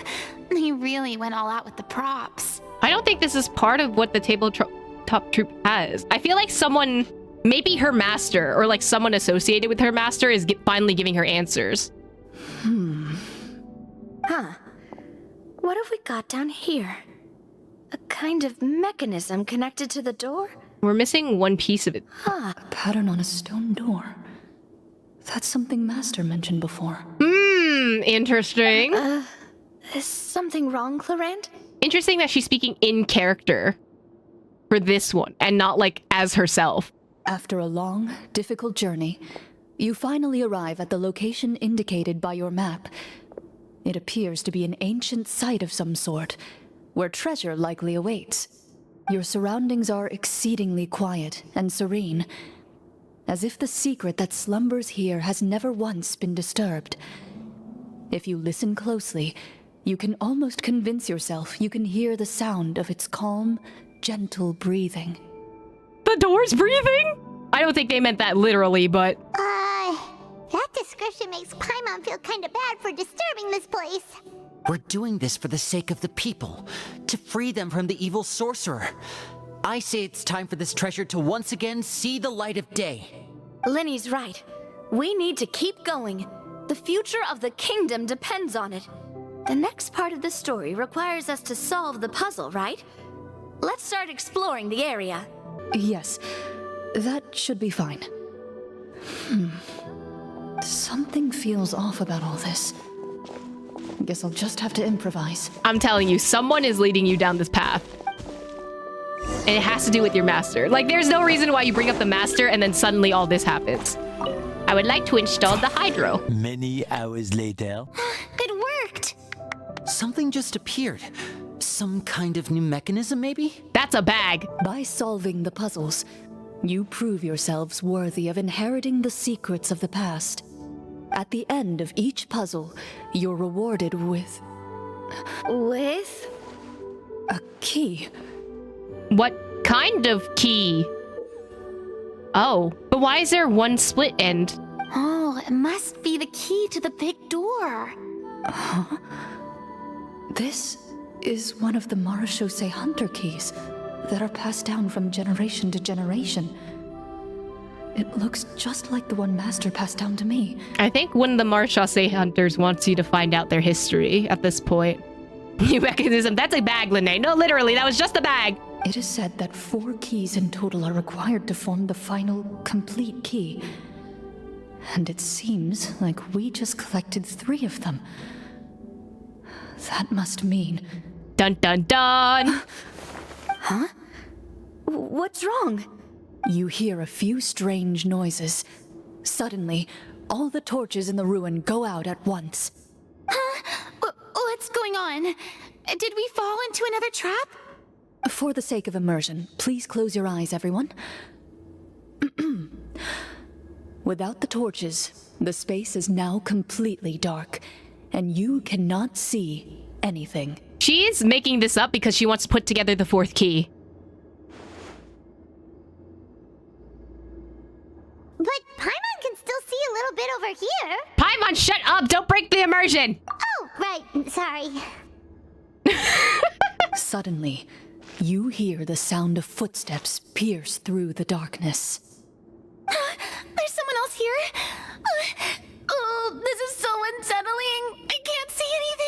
Oh my god, Farina, close your eyes! I've been discovered then. Wait, that voice, it's... You recognize the voice as belonging to the guard who led you to this place. It appears he now covets the treasure for himself and has come to stake his claim. Oh, so this is just part of the script. Then I can probably relax. Is this part of the script? Well, if we can't see anything, that means we can't fight to the fullest of our abilities. Should we retreat for now? Judging by the way he's holding his sword, he must be a real Marechaussee hunter.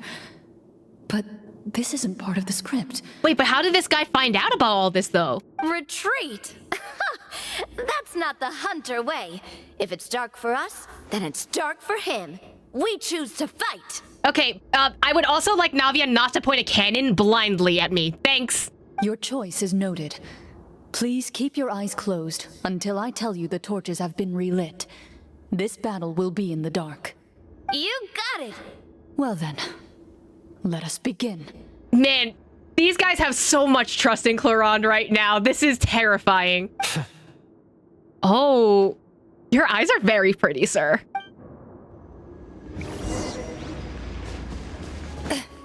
Ready. Go noob, go I'd like noob. to try to hit him with my sword.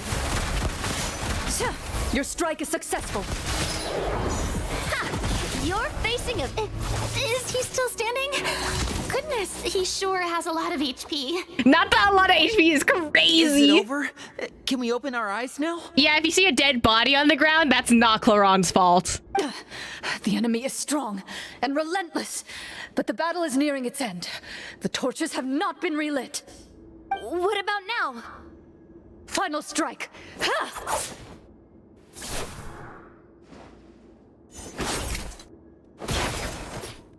Oh my god. Oh my god. Oh, well, did we get him? Mm-hmm. Why isn't she answering? Clorinde? Warm fire flickers across the walls once more. Your vision is now clear. In an impressive display of courage, the four of you successfully defeat the uninvited guest. That look in his eyes. It's like he became an entirely different person as soon as I defeated him. Huh? Mr. Florian? Oh, wait. We're supposed to be role-playing. I should stay in character. Speak your name, guard. Why did you lead us here just to betray us? Not the Farina, the Archon coming out. Is this treasure really more important to you than bringing peace to the kingdom? What kingdom? What peace? Those were nothing but lies. I, Florian, am a true Marechaussee hunter, descended from hunters of ages past. Oh. So he's also using his real name. Or, oh wait, was that the name of his character from the very beginning? Then I'm even more confused. If you truly are a Marechaussee hunter, shouldn't you want to help us just like you said before? What do you know? In this day and age, there's no glory to be had as a Marechaussee hunter. It is very interesting that the actual D&D situation is blending into real life. Like, the fact that this is working so well is way too coincidental. What's that supposed to mean? My skills were passed down to me by my father. We lived a life of obscurity in the remote wilderness. Still, he devoted everything he had to being a Marechaussee hunter. And what did he get in return? A life of poverty and pain. In a world that forgot all about him. When he died, not a single person came to mourn his passing. The Marechaussee hunters were the ones who saved this city. We're heroes. We deserved more recognition and respect than this. Is he talking about how no one in the capital seems to remember the hunters and their legacy? I didn't expect the script to contain this level of social criticism. Yeah, definitely it's social criticism. So that's why you want to take the treasure for yourself? You feel like you're owed fame and wealth? If you already knew where the treasure was located, why didn't you just come down here and take it? Because he wasn't smart enough to figure out the puzzle, or he didn't have the last piece of the puzzle? Because I still needed the final key. Only a true Marechaussee hunter is capable of passing through this final door. As someone who sought to hurt others for his own gain, Florian lost that right long ago. Okay, but what is this treasure anyway? We've got all the keys, right? So can we just go in and take a look? You're sure you want to go in? Oh, the way that she pauses and was just like nervous about it. We've been talking about it for so long. Of course we want to see what's inside. And we've already defeated Florian, right? So he won't try to take it from us anymore. Pesky brats. Watch yourself. Ron's voice there. Then let's open the door together. All right. Your choice of action is confirmed. Clorinde takes out the keys from earlier and walks up to the heavy door. Without anyone noticing, she takes out her own key and joins it with the others to form the final required shape. Oh, that's what it's supposed to look like. Before you, the door to the treasure, sealed and undisturbed for more than 100 years, finally swings open. You hear the shrill wail of the door hinge as it rotates for the first time after years of disuse. Almost like a sleeping giant letting out an extended yawn. It's open! Come on, let's go in! Paimon wants to see what's inside! Oh, the shiny eyes. Ooh, me too! Oh my god. Oh, they're the perfect D&D group. Uncovering hidden treasure is the most exciting part of adventuring. What do we have here? Uh-huh. A stone tablet? And some shabby weapons? Oh. Oh, what's that? Is that someone's vision? You call this a treasure vault? Looks more like an abandoned warehouse. Maybe the troop ran out of budget at the end? Thought they ran out of budget. They provided a super immersive experience at the beginning only to drop the ball at the most important part? They could have at least filled this place with cardboard mora or something. Ooh, is that a reference to the last summer event where they filled the entire place with cardboard mora? Wait, I get it now. Paimon, this is the real Marechaussee hunter treasure. This is it? The Marechaussee hunter treasure is just a stone slab and some broken swords? I can't believe it. I refuse to believe it. Hello? What just happened? Why did he look like one of the possessed dudes from Inazuma? Whoa, are you okay? Clearly not! The Marechaussee hunter before you appears to suffer a serious mental breakdown. He needs to leave the room for a moment to collect himself. One of you seems to understand the significance of the treasure already. If the rest of you wish to follow suit, you may remain here in the meantime and explore your surroundings. He is possessed. I don't know what happened there. Oh, this is Trial Clorinde. Ah, she's so fun. Anyway. Oh, these were bows. These were, I'm assuming all of them were, oh. I don't think that's supposed to happen. I guess these were all people who have died and then this is like their own grave or something like that. Walter. What Walter? is the treasure supposed to be? I can speak to... Oh, I can't speak to me. That's annoying. The names on the tablet. The old and broken weapons. So they're finally piecing it together. Something that Clorinde understood from a while ago. Damn, so we just took them outside, huh?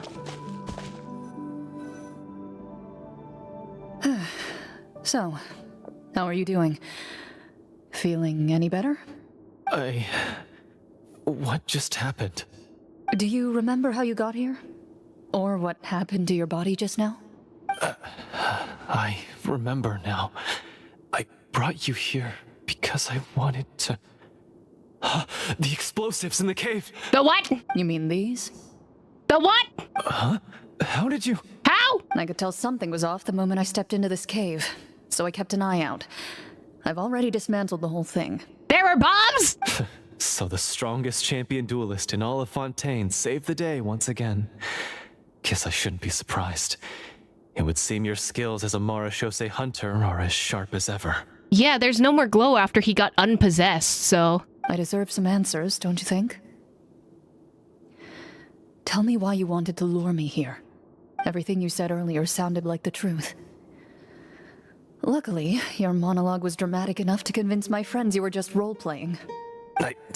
I don't know. I just always felt like there was something in my heart that didn't belong to me. Something agitated and angry. Who knows? Maybe it was my own anger all along. I could never really tell. Is this similar to Kazua's story where, like, the sword was possessed? So maybe Florian has, like, some kind of possessed object as well? The feelings about my father and the other Marechaussee hunters are real. It just wasn't fair. I was angry, bitter that no one remembered them or praised their accomplishments. I don't know when it started, but at some point, my anger came to completely consume me. At that point, I remembered the legend my father used to tell me. The one about the treasure. But if the treasure was all you cared about, why plant all those explosives? Wouldn't they just destroy the treasure and bury you along with it? I can't remember. My head is a mess. It felt like there was this voice telling me to eliminate the hunters, but now it's gone.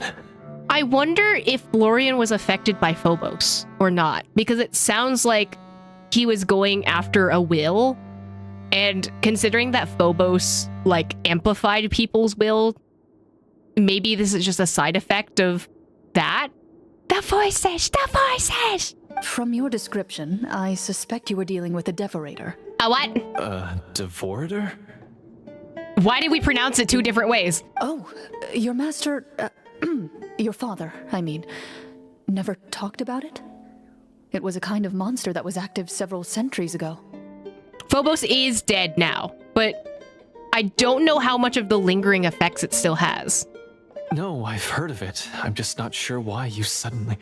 Wait, it can't be. The seal! The seal?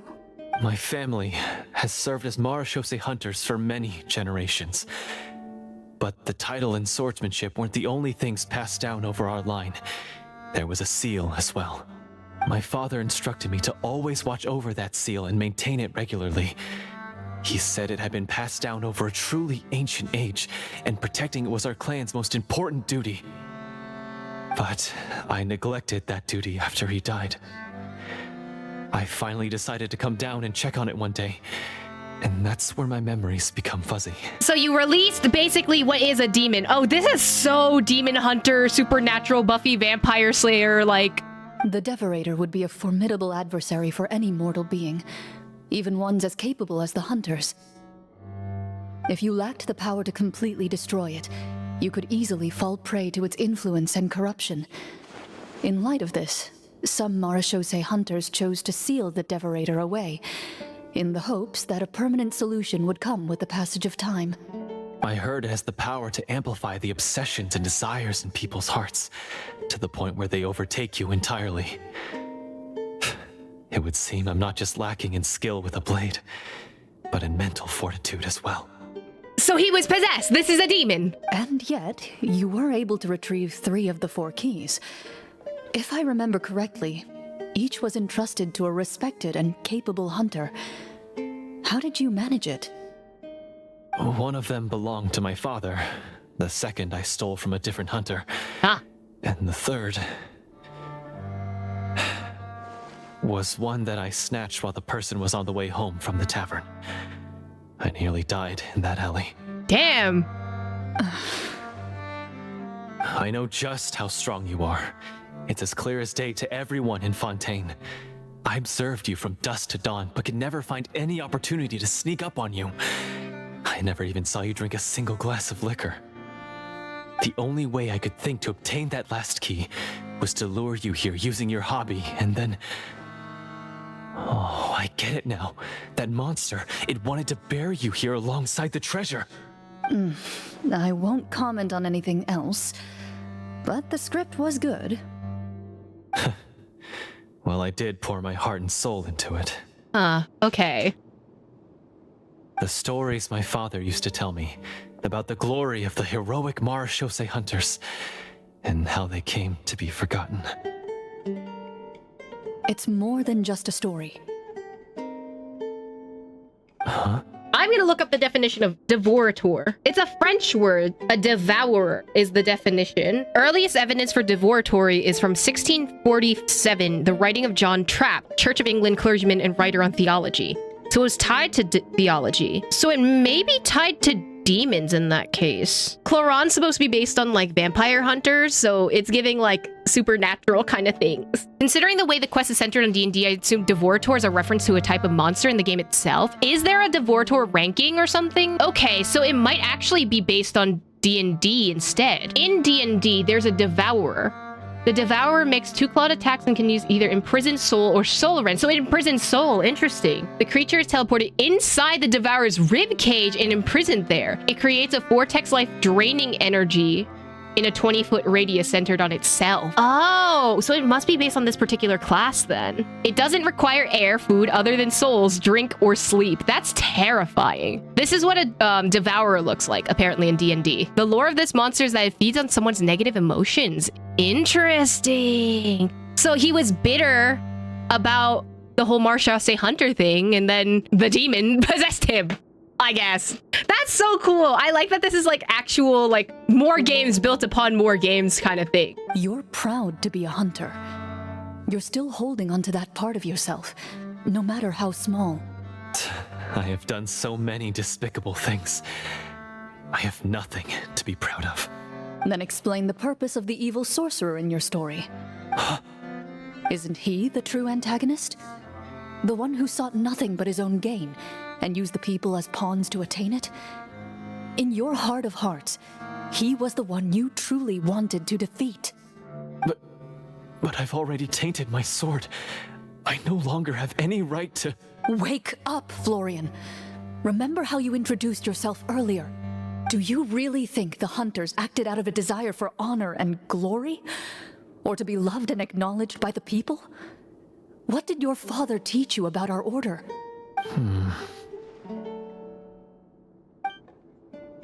You do not wield your sword for yourself, but to protect those you serve. There's nothing special about a blade. It's the intentions of the wielder that matter above all else.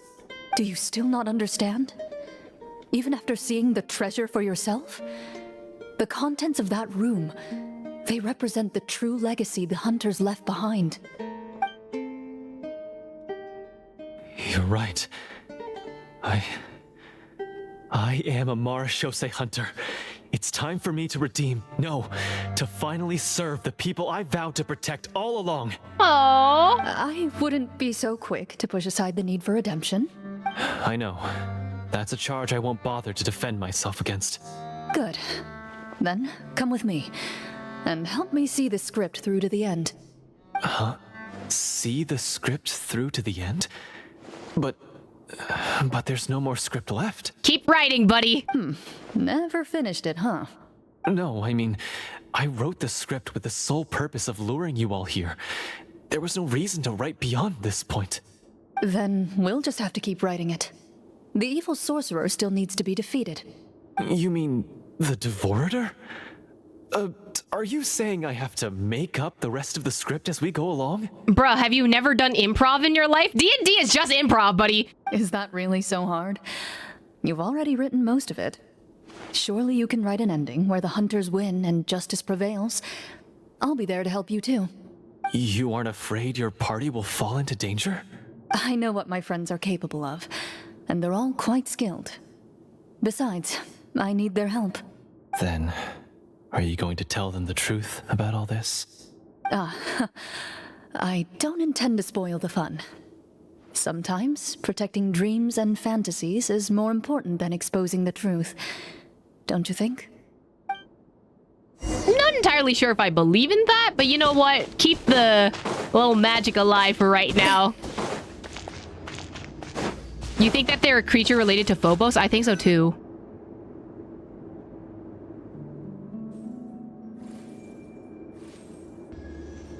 They're back! That took a while. Ahem! My fellow Marechaussee hunters, please forgive me, for I have sinned. Not the please forgive me for I have sinned! Tone it down. Sorry. After crossing swords with you and witnessing your courage in battle, I've rediscovered my true self and regained my pride as a Marechaussee hunter. Oh, do I smell a redemption arc? I love me a good redemption arc. I confess, I was brainwashed by the evil sorcerer. He asked me to lure you here so he could bury you in this cave. That little...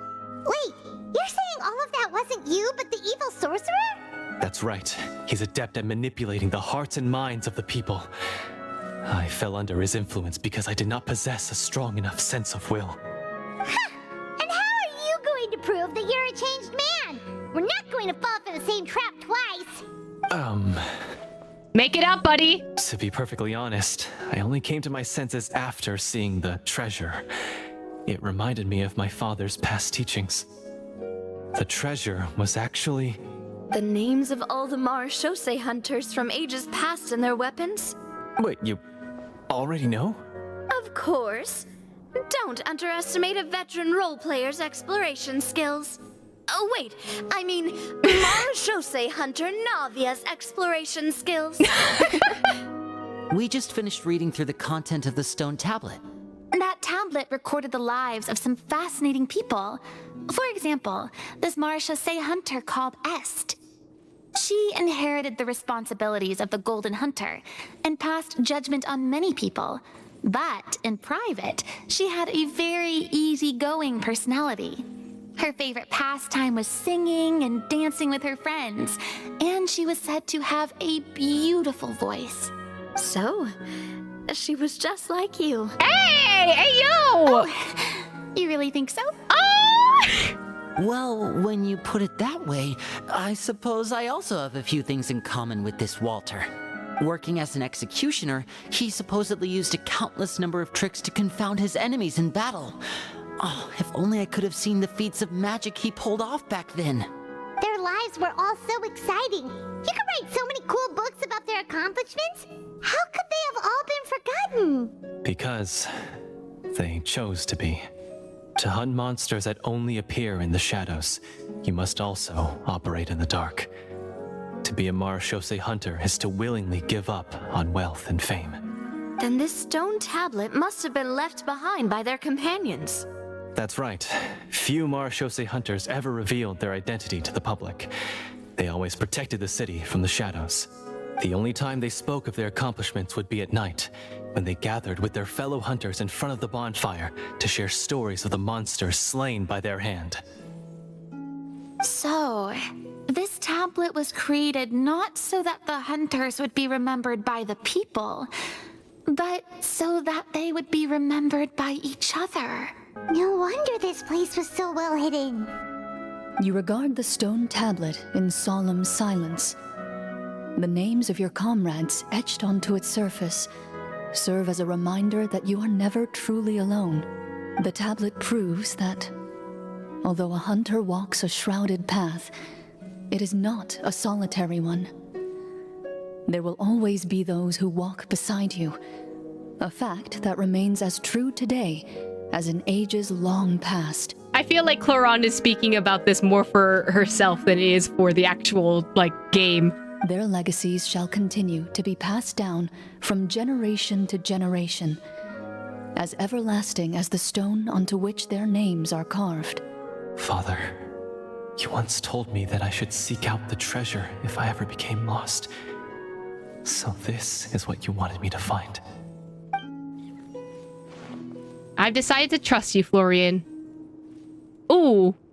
Insight check. Wait, actually, I want to do another roll. Gotcha.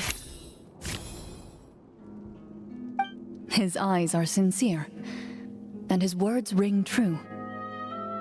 You can tell that every word he spoke just now came from the bottom of his heart. I implore you, everyone, please give me a chance to make up for all I've done. Allow me to fight alongside you and defeat the evil sorcerer that threatens the peace and prosperity of everyone in this kingdom. Well, I say we let you join. Sounds good to me too. Everyone makes mistakes. What matters is what you do to make up for them. Yeah! I have no objections, but Mr. Florian, do you even know how to defeat the evil sorcerer? Nope. When he took over my mind, I gained some insight into his thoughts. Every time I thought of the treasure, he reacted with a strong sense of fear. Huh? He's afraid of the treasure? But there's nothing here except some broken weapons and the stone tablet. No, but there is also the power of friendship. What if the secret's hidden inside these weapons? GM, permission to investigate. Oh, what'd she get? She passed. Let's go. At first glance, the weapons appear absolutely ordinary. But as you observe them, you notice a faint energy emanating from within. Oh, it's like slightly purple. These blades have slain countless monsters. Though it's been a long time since they were used in battle, their edges remain sharp, as if they're simply waiting for the next worthy hunter to carry on their legacy. So basically take these with us, right? We could, but it also feels like we're desecrating a grave right now. I'll take this weapon, since it used to belong to Est. Maybe it'll find comfort in being held by someone who appreciates the arts. Ah, good idea. I'll take Mr. Walter's bow then, from one archer magician to another. Paimon's gonna pick a cool weapon too! Can you even carry it, buddy?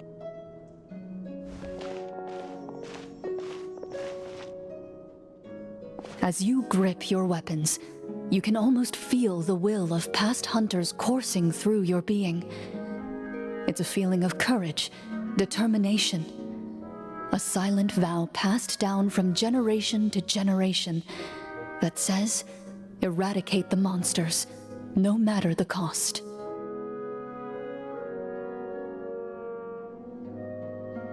Mr. Florian, do you know where to find the evil sorcerer? I was able to see his surroundings when our minds were connected. I believe he's currently hiding out at the church in the kingdom. The basement of my house. Oh my god. We must be extremely careful.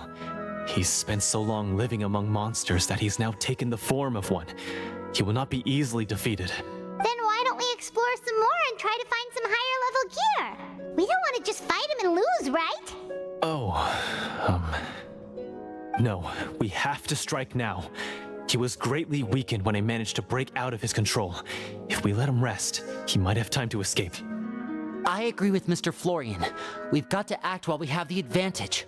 Don't forget, the people of the capital are counting on us. Yeah, now that we've got a plan, there's no point in waiting.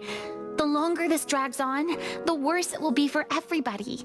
Yes, that's what's called... Taking initiative. Yes, that's exactly right. Alright, you've persuaded Paimon. Not the air quotes. Mr. Florian, please lead the way. Of course. Follow me. I'm fighting with my dual blade and underlevel weapons. Same. Scenes today, and now he has to join in for this last part. I really don't envy his job. Finally, you decide to slay the evil sorcerer and bring peace back to the kingdom once and for all. As you walk away, you feel the gaze of the stone tablet at your back, as if all the hunters of the past are wishing you success in the battle ahead and awaiting your triumphant return. Finally, you arrive at the church Florian described. Yes, the one infested by hilichurls at the moment. As you approach, an ominous aura surrounds you. You get the sense that your enemy is close at hand. How strange. This uneasy feeling seems so real. How did they manage that? I think that's just your anxiety, Farina. Now, It is time for the final battle.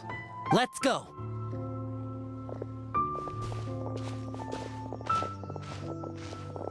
Florian, wait. What's wrong? I think you should wait outside. You've already been corrupted by the Devorator once. It could easily re-enter your mind and take control of your body. I don't think it's a good idea for you to be this close. If it corrupts you again, it's possible you might take on a new form entirely. That's exactly why I have to go. Why I should be at the very front. Okay, but you are also... That seems dangerous. That seems like a bad idea. You mean... Yes. I intend to lure it into my body. What are we gonna do? Stab you? That's too risky. If things get out of hand, I might have to kill you. Do you understand how dangerous this is? I understand, but if I do this, you'll have a clear and visible target. That's a bad idea. The Devorator will have a hard time passing up a chance to enter a body it knows how to control. You won't have to worry about any of your friends being taken over. This is bad. You're not like me, Miss Clorinde. You're a just and powerful Marechaussee hunter. The monster broke free due to my error. It's only right that I shoulder the responsibility for its destruction. Also, you're not an NPC. This is something that I have to do. Consider it a duel to restore my honor. My only request is that you give it your all. Oh no, this seems bad. I understand. Then, as a champion duelist, I hereby accept your request for a duel, and extend to you my most sincere regards. Thank you. The battle is now upon us. Let the Devorator once again tremble under the blade of the Marechaussee hunters. We did end up getting a duel request, and now I'm incredibly sad. I really don't want Florian to die at the end of this. Huh? Oh my god. The Sinner? Who is this? Oh, the smoke effects are really nice. Oh, not again. Florian? Oh, not again. So lifelike.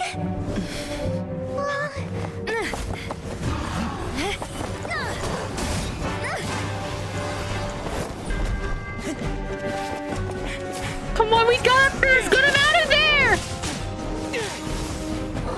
We can switch back to the dull blade again, huh?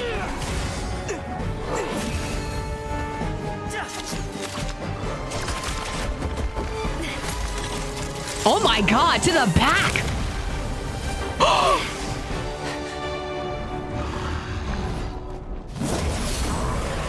Why is nothing working? Oh no! This foe is not invincible. You hold the treasure, the power to defeat it, in your own two hands. Oh, I forgot we switched to the swords. You mean The power of the friendship! names? It's the Marechaussee hunters' names. How are we supposed to? Summon them? You forget, Paimon? There's still one skill we saved until the very end. Hunters fight not for fame, but to aid the people whenever they are summoned. Walter the Marechaussee Hunter, master of 1,000 tricks, executioner of the Phantom Oh my Hunters. God! I call for aid! Hello? What? Est, the Marechaussee hunter, inheritor of Cassiodor's will, What? judge of the Shadow Hunters. Answer my call! Oh my god, this is so cool! What the heck? Petronia, protector of justice and order. The hunter I respect the most. Thank you for saving my friend, the best one I'll ever know. Oh my god! Please, lend us your strength.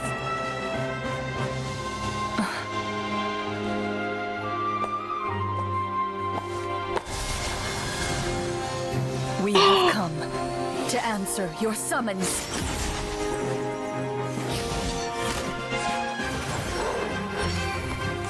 Let's go!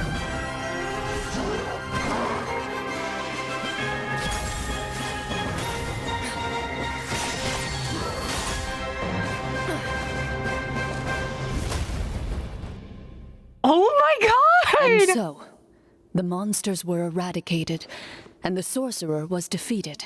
We literally summoned people with the power of friendship. Oh my god! Wait, that was so cool! What the heck?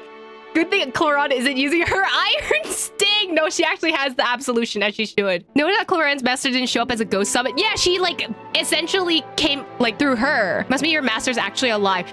Not necessarily though. It could just be like because it was passed down to Clorinde, she was represented as Clorinde instead. That's what I personally think. I don't know if she's dead or not. But I think because Clorinde was there and she represents another Marechaussee hunter, the will of her master possessed Clorinde instead. Let me cope!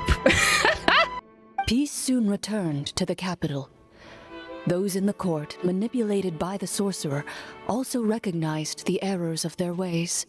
Some remembered the names of the heroes who saved their kingdom, but others simply continued their lives none the wiser. Such is the story of the Marechaussee hunters. They pursue the phantoms in the darkness and exterminate all who pose a threat.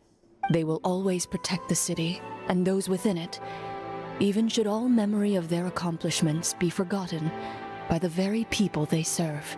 I am assuming we've finally reached the end of the script.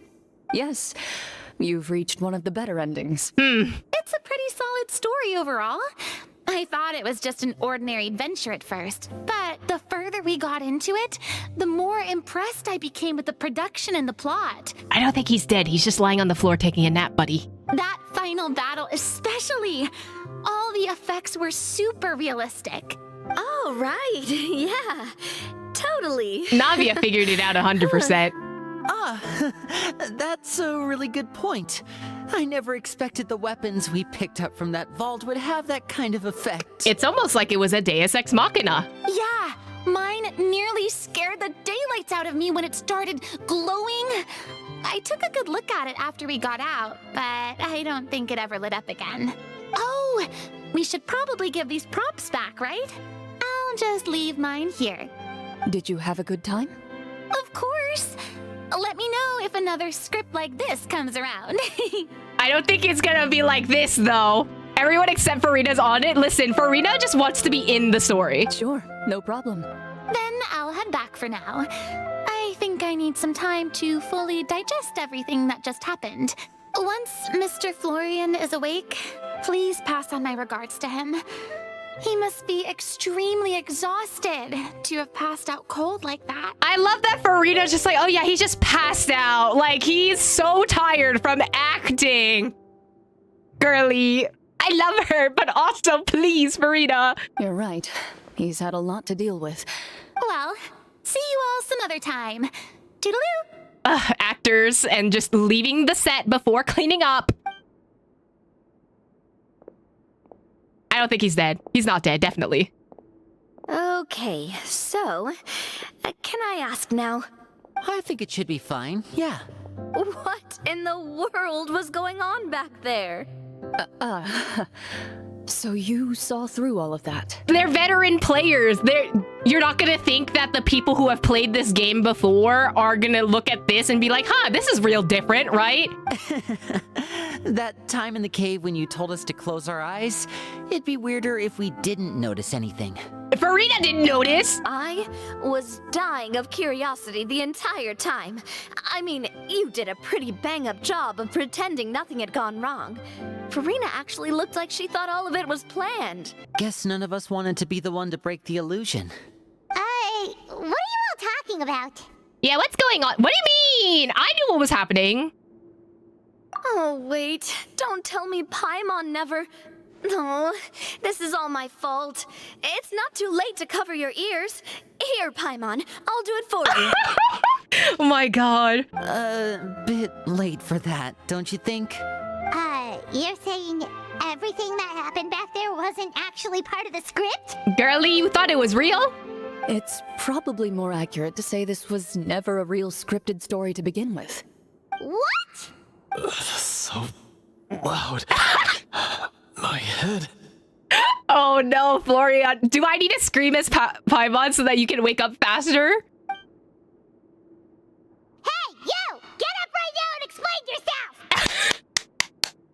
Or Paimon can do it for me!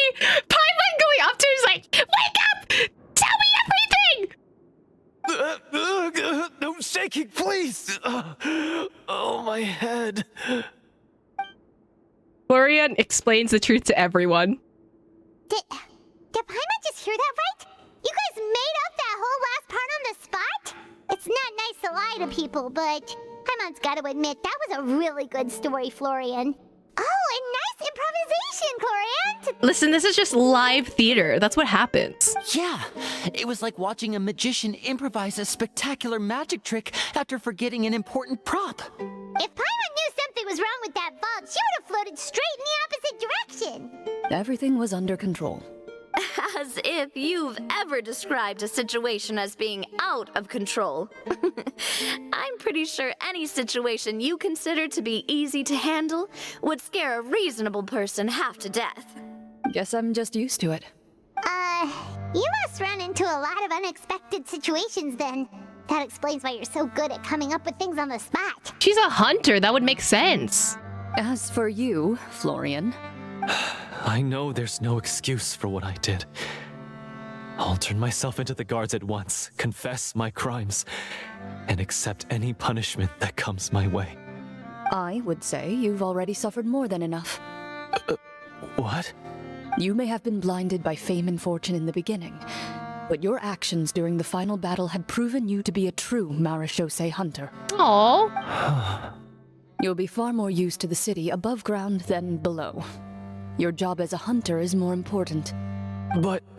Of course, you'll still need to take the keys and pay a personal visit to the 2 hunters you wronged. Prepare to accept any terms they give you as well. Yes, of course. As far as I'm concerned, though, your showing in the duel was enough to prove your honor. Then I'll do exactly as you said. I'll go return those 2 keys right now. Thank you so much, everyone. I'll do my best to prove myself worthy of the second chance you've given me. I swear this on my name and honor as a Marechaussee hunter. Until we meet again, everyone. You exit the basement shortly after Florian. Speaking of Marechaussee hunters, what should we do about the treasure in that cave? Leave it be. I mean, that might be the best option considering I think the Marechaussee hunters should decide what that should happen. Are you sure? We could show it to people, make it so that the hunters are remembered. Don't you want that? I don't think the other hunters would want that to be a thing. No. Every name on that tablet made the same choice. All hunters know what the path entails. I am no exception. My identity as a Marechaussee hunter is not something I need people to remember. I wish only to be recognized as a champion duelist. Nothing more. That's certainly very different from the path of a magician. Still, I admire your decision. Wait! Paimon just remembered something. If there were no special effects involved, why did our weapons begin to glow during the battle? Girlie, put the 2 pieces together. That's because the Marechaussee hunters of ages past would often imbue their weapons with special enchantments to suppress the monsters. Whenever a monster was nearby, their weapons would start to glow. Oh, so that's why they had an effect on that guy near the end. I really thought the summons were doing all the work. Their weapons are just sensors. I mean, can we assume that when they die, the Marechaussee hunters' souls go into the weapons? Because we've seen that before with Kazua's weapon in his story quest. So I guess this is a similar equivalent, but like specifically for the Marechaussee hunters. Like this is something that you can do within this world, I guess. Well, I'm sure the summons were a part of it too. Oh? How so? This particular devorator probably hailed from the same era as the hunters we saw in the room. The names you recited all belonged to the bravest hunters. Countless monsters fell to their blades. That's likely why the devorator visibly reacted when you said them out loud. So the names held the power all along! Navia, everything you said during your summon. Huh? Oh, I meant what I said. I mean, it was true to my character, so yeah, I'm glad you heard it. Just don't make me repeat myself. It's embarrassing. No, repeat it. Y'all deserve to have your truest vows said to each other. I really appreciated those words. All right, all right. Don't get all sentimental on me. I need them to go on a beach and walk with each other and have a true heart-to-heart, just those two talking together about what happened. I just need that to happen. Anyway, let's not talk about that anymore. I'm going to go on ahead. Don't fall too far behind now. No, literally, just kiss. They need to get married right now. She ran off! I should probably head back as well. This story was truly incredible. I might have to spend the whole night telling my siblings all about it. Oh man, Lene and Fremine missed out on it too. I forgot about that. They'd enjoy a good story like this. Goodbye. Oh, bye, Lene! Traveler, should your name and deeds be forgotten, what do you think the significance of your journey will be? Whoa, okay, that's a lot to spring on me just now. If my history was erased in a point of time... Wait, this is giving Irminsul vibes. What would happen if I disappeared from the timeline? I don't know. Would I be with my sibling? I feel like Aether, as long as... Even if they weren't remembered, either of the siblings, actually, I think as long as they still enjoyed their times together, you know, like how Zhongli said, like, you're gonna be the person who writes down the history from, like, an outside point of view because Irminsul only records and erases and affects the people inside of Irminsul's history versus, like, those outside it, like Descenders. I think both of them would still be okay with it. I think they would be okay as long as they themselves have the memory that these things happened and that they enjoyed their time together, right? Clorinde, this is not the time for me to have existential shower thought. I suppose the significance would be the journey itself and the world we helped create. There's still value in the time I shared with everyone here, in the things we were able to accomplish, even if no one remembers them. Oh, Aether, so we have the same idea. But that's interesting that you're saying this as my username and not as Aether themselves, you know? I don't know. I feel like Aether and Lumine as characters, because they've traveled so many worlds and like experienced so many things, the people that they held along the way, those people might not remember them over a period of time. Like that history might be lost. I think Aether and Lumine embody the spirit of trailblazing. Not to bring it back to Honkai Star Rail again, but like they have the spirit of trailblazing, and as long as they keep journeying on and like they make the memories from themselves, I think that would be okay. So I'm just saying, the Machiavelli theory that the travelers are Machiavelli is so ingrained in my mind right now. So A great answer. I'll remember it. what would your answer be, Clorinde? Me? The Marechaussee hunter says nothing in response to that question. Wow, so dramatic, Clorinde. Perhaps her answer lies in her silence. An unspoken vow left to echo through the night. The path she walks needs no explanation. Oh.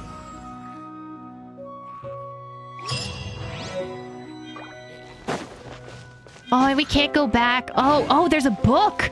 Marechaussee Hunter Judgment Day, Character Album 1. A book that commemorates the participants in the game of Marechaussee Hunter Judgment Day.